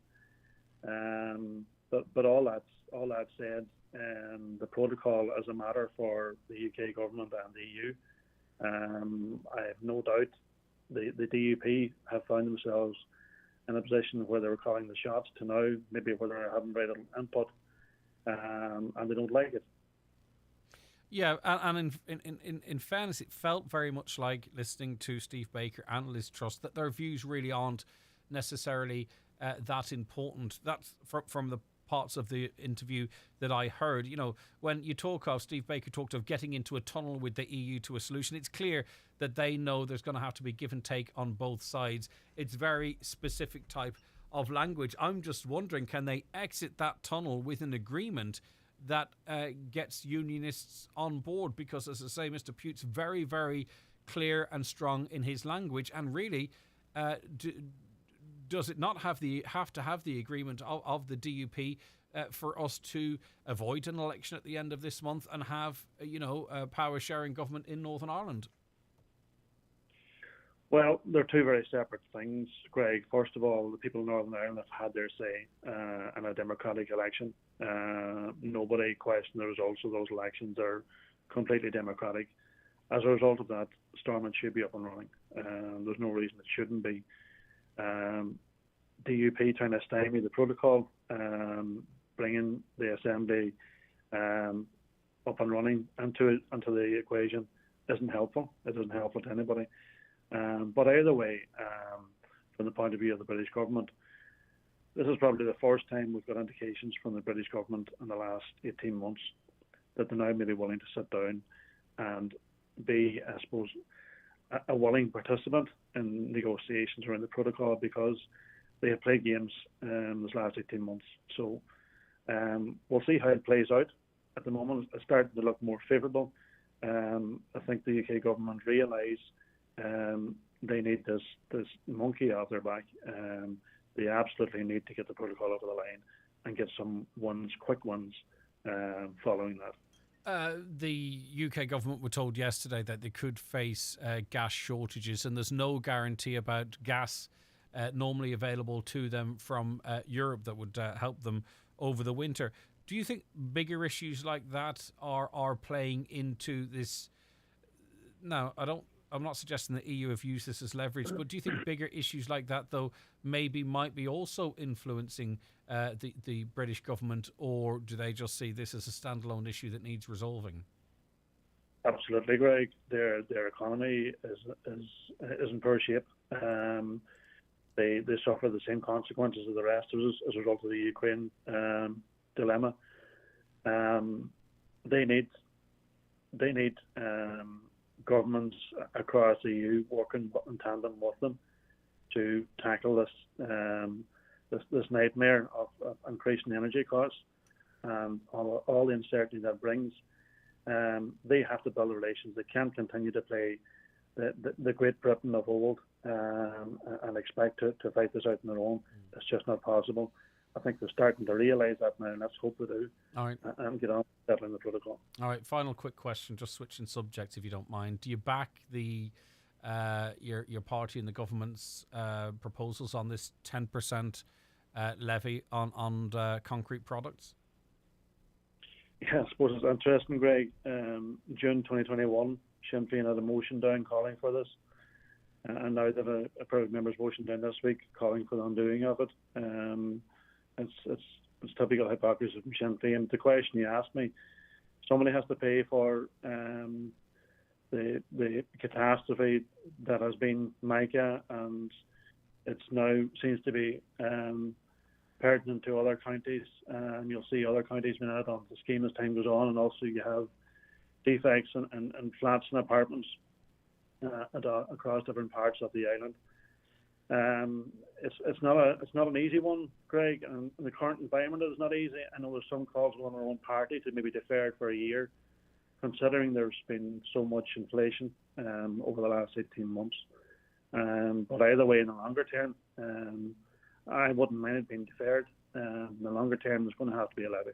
You don't think there is an argument, though, for it to be more refined? You know, the notion that in a housing crisis with inflation, as you've referenced, that first-time buyers, second-time buyers, people maybe even downsizing, and particularly those affected by defective concrete blocks, for them to be asked to pay for this. God knows they're paying enough already.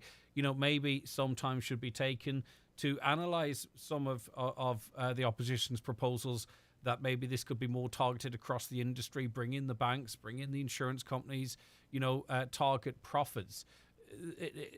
For the sake of 80 million out of an 11 billion euro budget, do you not think it's worthwhile at least considering some of these alternatives? Well, figures that's been bandied about at the moment, Greg, say that this levy consists of 1% of the overall cost of a house. So we need to keep that in perspective, first of all. And secondly, there never has been more aids available to somebody looking to buy their own premises. The whole house building, from the point of view of local authorities, is starting to come back into being.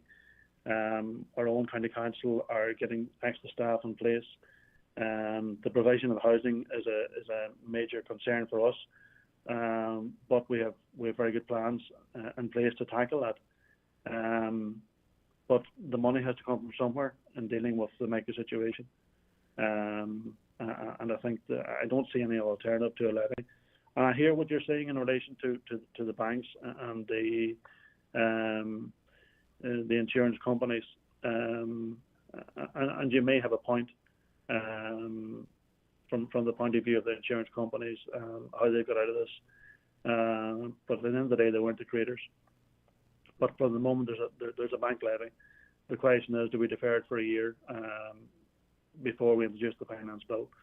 There's quite a mixed view, and I would be one that would be for deferring it for a year. But there will have to be a concrete levy into the future. Okie doke. All right, that's the views there of Senator Niall Blaney, spokesperson on Northern Ireland and member of the Good Friday Agreement Committee. The 9 till noon show is brought to you by Letterkenny Credit Union, with monster loans available up to €60,000 for all occasions. Visit letterkennycu.ie. Have you bought your NCBI Radio Bingo book yet? Contribute to this fantastic charity and be in with a chance to win daily cash prizes of €400. Books are now available from your local retailer. For all the biggest names in cosmetics and makeup, visit McGee's Chemist in Letterkenny. Choose from Lancôme and Clarins, Blank Canvas, Inglot, Note and many more, with a great selection of gift sets also available in store and online. For any cosmetics or makeup queries, just talk to our resident skincare consultants, Mary or Gemma. McGee's Chemist, Main Street, Letterkenny, and online at mcgees.ie, where the best costs less. With a smart meter, you can take full control of your home's electricity usage. But here's the important bit. Only if you sign up to an Electric Ireland smart meter plan. Our personalised usage insights will help you make the most of your electricity. So if you'd like to find out the perfect time to put on a wash, or see how your bill's looking on any day of the month, search Electric Ireland Smart Meter Plans and find out the best plan for your home. Smart meter required. T's and C's apply. Is your current car ready for a change? If so, now is a good time to visit DMG Motors Donegal Town, as we have a great selection of quality approved Skoda and Seat used cars which are serviced, cleaned and ready to go. With finance available and cars to suit all budgets, let us help you upgrade your car today. For more information, call DMG Motors on 074 97 21 396 or view our current used stock on dmgmotors.ie. Thinking of changing your car for a new car? Get ahead of the queue. It's time to order your new 231 Nissan today. With an award-winning range of vehicles, your next car will be a Nissan. We are sure of it. Visit us in Letterkenny or Malin or online at imotors.ie.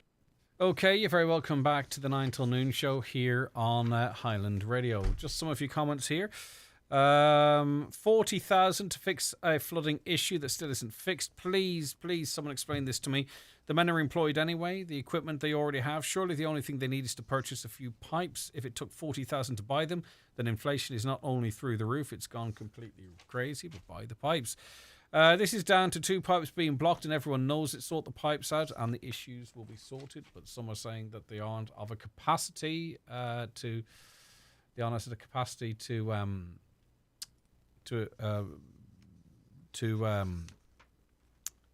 carry all the water is what I'm trying to say.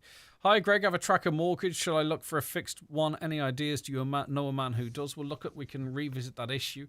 I think interest rates at this point are only going one way. Tracker mortgages aren't always set at the base rate either, so that's something that you're going to have a look at, but definitely get some independent advice and as best you can. Try and give yourself some certainty going into the future.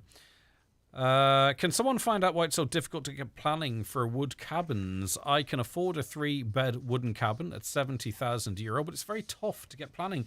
They make it near impossible. I can't afford a mortgage of a couple of £100,000. Plus, with Micah, I don't trust concrete in the county. Anyone with any insight into that, please pass it on.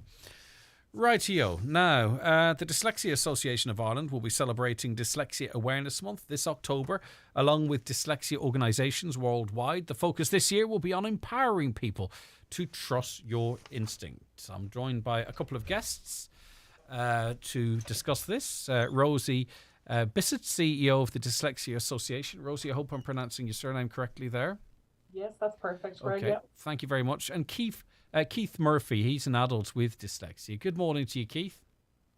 Good morning. How are you? I'm fantastic, and it's great to have both of you on board with us. Sorry, Keith. Can I start with you actually, just in terms of awareness and helping people understand dyslexia? Can you talk a little bit about your situation? I understand you were diagnosed later in life. When you got that diagnosis, did a few things start to make more sense to you? Yeah, absolutely. I was only diagnosed about 6 or 7 years ago. I was missed completely in school, and kind of so from my experience as a child and then as an adult with dyslexia but not known, I would have really thought there was something wrong with me, or that I wasn't quite as intelligent as other people. And then when I was diagnosed, it was kind of like a light bulb moment. It made me realize a lot of the things I did were because of having dyslexia, as opposed to, having something wrong with me or not. You feel stupid when you don't know. And then when I found out, as I say, it was like that light bulb moment where it cleared an awful lot of things up for me, and then enabled me to kind of look at things differently and understand things differently. And then really, I always felt there was nothing wrong with me. So again, if you talk about trusting your instincts, I felt it, but then it was kind of proved to me. And it really enabled me to go forward and to deal with a lot of the difficulties I had surrounding dyslexia. Yeah, when you reflect on your school life, your education, how you must have felt at that time, then of course it's going to have an impact on what options you would have had in terms of a third level, or indeed, your work into adult life. And as you say, then you got this diagnosis later in life. Was there anger there, or what, that, maybe you feel there was missed opportunities or whatever? Like, were you peed off reflecting then on your younger years? Well, I suppose, when I found out, when I did begin to reflect, I think there is kind of a sense of anger, or is it injustice or something like that, where the opportunities weren't kind of presented to you as to others. Like in my day, you were in the A, B or C class, and I was actually in the A class, but I just never really learned how it was being taught. So then I was kind of identified as, the stupid one, the messer, the problem, etc., which still goes on today. But yeah, I did. But then, look, I reflected, but, I did really well. I left school early because I didn't do exams or anything like that. I left school. I did the old intercert, and then I didn't go to third level. But where I was growing up and when I grew up, I don't think third level would have been an option for me. Yeah, that's why I kind of threw in other career paths as well. I know exactly what you're talking about, Keith. It wouldn't have been really a realistic option for me either. I'll come back to you. At this point, I'd love to go Rosie Bissett, CEO of the Dyslexic Association. Thankfully, we've learned so much, and that this could never happen in this day and age. But sadly, that is not the case, Rosie. Unfortunately, it's not the case. Look, things have undoubtedly improved, but we are still far from where we should be in terms of our understanding of dyslexia. There's still far too much of a wait to fail, let's not rush to assessment. Parents are often so frustrated, and feeling that, they've been talking to the schools, raising concerns for years, and maybe only when the child is in late primary, maybe even at second level, is the extent of the child's learning difficulty taken, I suppose, fully into consideration, and maybe an assessment looked at. And I suppose the sad reality is that every year that you wait in terms of evaluating a child is that you can't get those years back, you know, and you're not only missing potentially learning opportunities and doing things differently, introducing technology, but you're also creating a huge impact on self-esteem and mental health, you know. If you don't fully identify a problem, you don't fully have to fund it, you don't fully have to fix it, you don't fully have to hire all of the staff to fix the problem that you yourself has identified. I hope it's not the case that the Department of Education or whomever might be responsible, I'm sure it falls under the auspices of a number of departments. I hope that's not part of what we're talking about here today, that we're letting this slide for fear of what we might uncover and have to fix. I think there's a lot of us and a lot of parents and a lot of individuals would absolutely share that concern, Greg, because I think the system has, as you say, and there's many departments involved in this, has taken a flip from a more medical-based model with diagnosis to a more needs-based model, but a needs-based model that is not actually doing evaluations, that is not actually allowing people to identify what their particular profile is. And I think it's absolutely true. If you're just saying, oh, we don't need to diagnose dyslexia, we can just say this child has a literacy difficulty, again, you're placing that very much as it goes back to becoming the fault of the child. The child is the problem. The child can't do this.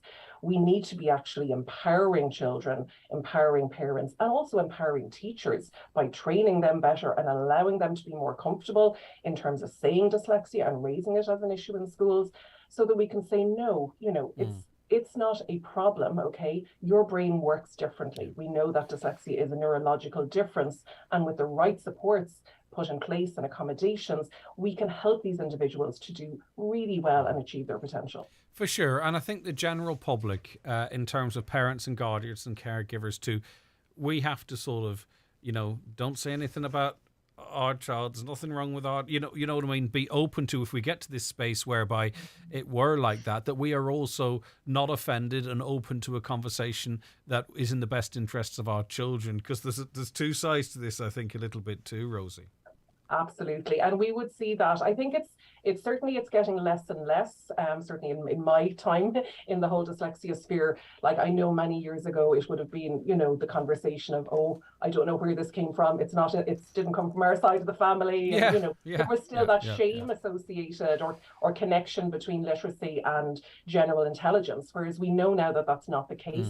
And I think as we are becoming more open about dyslexia and about neurodiversity and lots of other learning differences, I think there is definitely more of an openness to it. But yes, for some, it's harder than others, because it takes confidence to step out there and to say this is an issue for us, for our family, for our child, for myself, etc. Keith, I think everyone's situation is different, and maybe it's different depending on what stage of your life you're at. But once you got the diagnoses of dyslexia during your studies for your PhD, which congratulations, you've went on to achieve since, how did your learning change at post-diagnoses that made the learning, you know, better suited to you, Keith? Yeah, thanks. Well, I suppose before I was diagnosed, I just continued to kind of learn the way I was being taught or the way everyone else was learning. I was comparing myself to them. I wasn't doing as well. I wasn't doing as good. I was doing 10 times more work. But post-diagnosis then, I had some supports put in place, and I mean, Dyslexia Ireland were great with their support and advice. So then I began to get confidence in myself around intelligence, intellect. I wasn't afraid to go and learn how I learned. Once I had the diagnosis, I got the confidence in myself to, you know, make decisions on how I best learn. What way is it best for me, as opposed to what way are they doing it or telling me. So I learned the techniques with the support I had to do that. And that really helped me then. Brilliant. So it was almost an empowerment for you then, but also 100%. You were in charge of it. For our younger people that we're talking about, we have to make sure that we have fashioned supports for them, because they don't have the life experience that you have to be able to sort of say, right, this is what works better for me. It's our responsibility to ensure we have those supports for the younger people, Keith. I keep But talking even- to you about you being an older person as if you're 90, Yeah, no. 90 or something. That's not my intention. Yeah. I hope you know, Keith. But I'm comparing you to a national school student, for example. Yeah, I hope no, I you understand. understand that. No, absolutely. And I am older and I do have a lot more life experience, but I think that could be a hindrance also, because you have the life experience of being either, not knowing you had it or knowing you had it, and all the implications. I mean, Rosie talked about self-esteem, self-confidence. It's massively affected. It really impacts when you don't know and you've no help.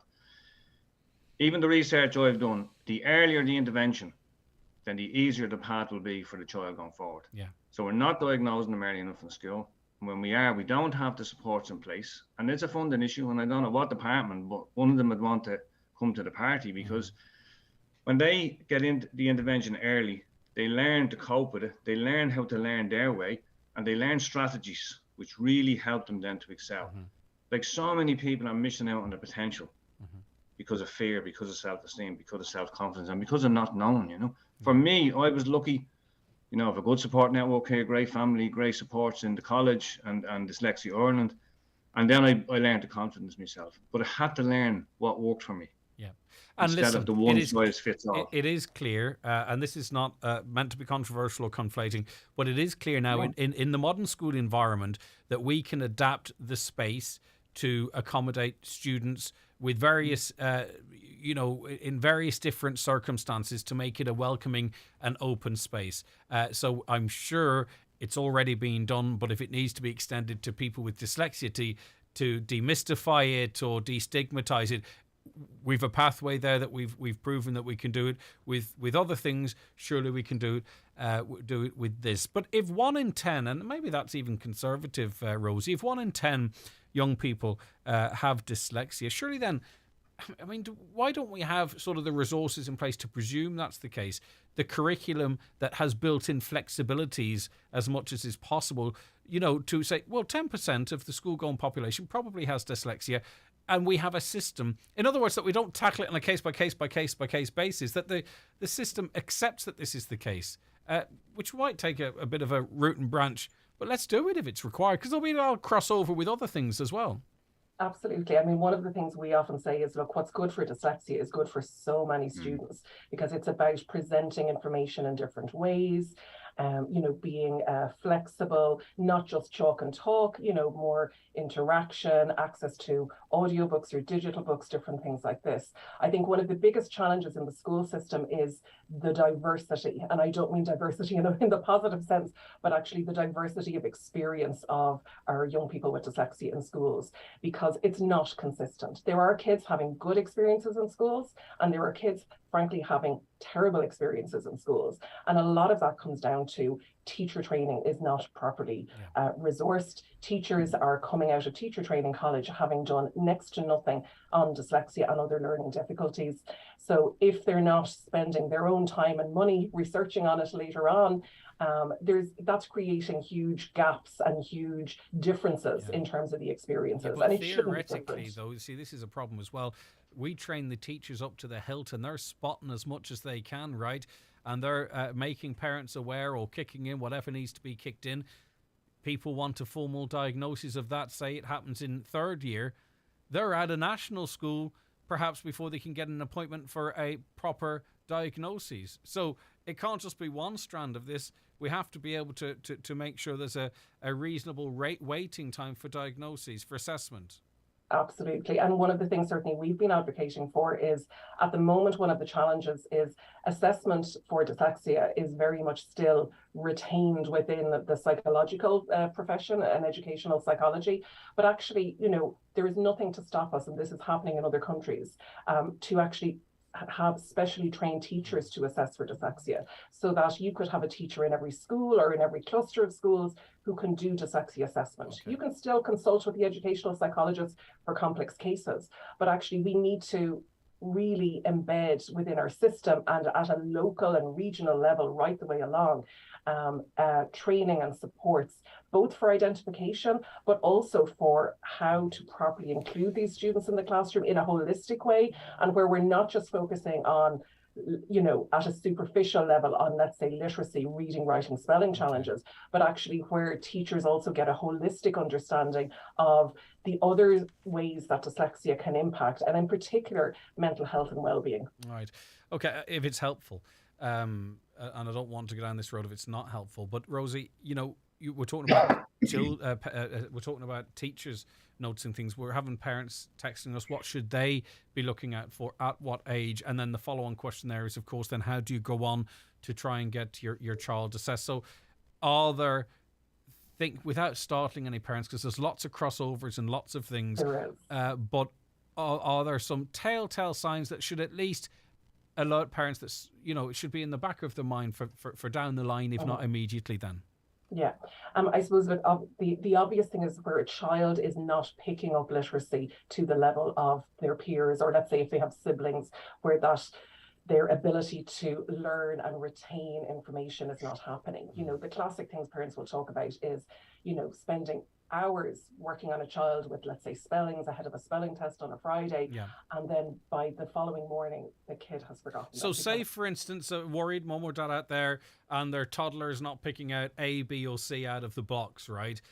At that point, it's really, you want to be waiting for the school environment then, really, is it? Yeah, I mean, you can certainly see signs of dyslexia, from certainly 5 onwards, and particularly because dyslexia is there's a strong genetic factor, so it in the majority of cases it runs in families. So certainly if there's anyone within the immediate or extended family who has dyslexia, then certainly keep a close eye, because it's more likely. But certainly it's usually in that junior infants, senior infants, they're the kind of critical times. And if literacy is not happening as readily for that child as their peers or as, let's say, an older sibling, then that's the most obvious kind of sign. And I suppose where we would say to parents, trust your instincts, is don't hesitate to talk about it. Contact us in the Dyslexia Association, have a look at our website dyslexia.ie, or come along to a webinar, learn more about it.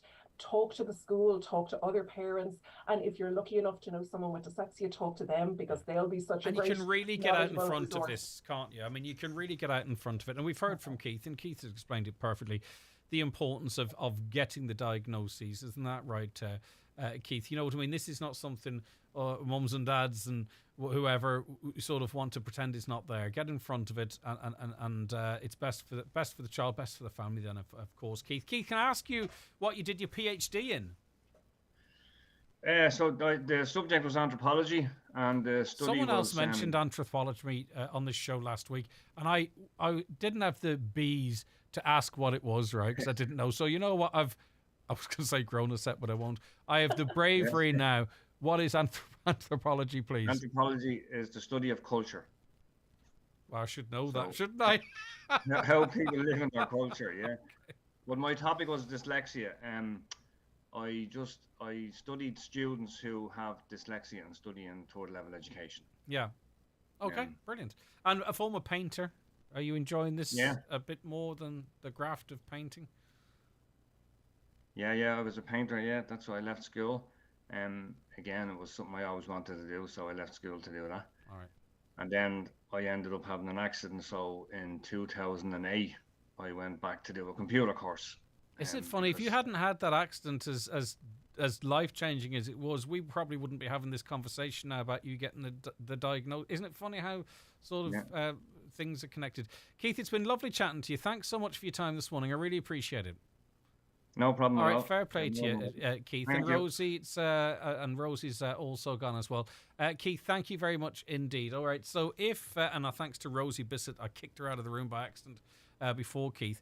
And you can get more information on their website. Just check out the Dyslexia Association of Ireland. Quick break, and then we'll say goodbye. The 9 till noon show is brought to you by Letterkenny Credit Union, offering low-rate car loans with fast approval. Apply online at letterkennycu.ie or in office today.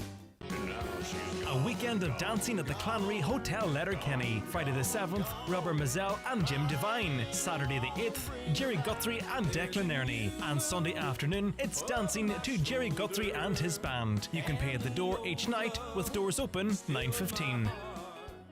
Want unbeatable value from Sky? Here's the deal. Get Sky Broadband Plus, our award-winning Sky Q box for the amazing low price of just €39 a month. Super fast, super reliable broadband. And Sky Q with your apps and recordings. That's Sky Broadband Plus Sky Q for just €39 a month for 12 months. Now that is unbeatable value. Go to sky.ie. Availability subject to location. Offer does not include Sky TV subscription. New Sky customers only. Setup fees, minimum term and further terms apply. For more info, see sky.ie/speeds. It's back. The Furniture Show NI is now on at CFC Interiors Campsie Derry. Save with massive discounts from leading brands in furniture and interiors. From sofas, beds, flooring and design. CFC have it all reduced in their biggest sale. Don't miss the Furniture Show NI, now on at CFC Interiors Campsie Derry. This week at Home Store and More, you'll find every scary thing you need to turn your home into a haunted house. Because all our Halloween is all half price. Like our spooky range of Halloween characters, including ghouls, ghosts and wacky witches. You can choose from our super scary selection of devilish decorations. Or create an eerie atmosphere with our Halloween lights and more. But hurry, because when our half-price Halloween is gone, it's gone. Home Store and More, a happy haunted Halloween home. Dillon's Hotel, Letterkenny is the perfect place to celebrate special occasions. Dillon's exclusive function rooms cater for up to 120 guests for any occasion, from corporate celebrations, presentations and networking events, to milestone birthdays, anniversaries and retirement parties. There's audio-visual equipment, integrated PA systems and even a private bar.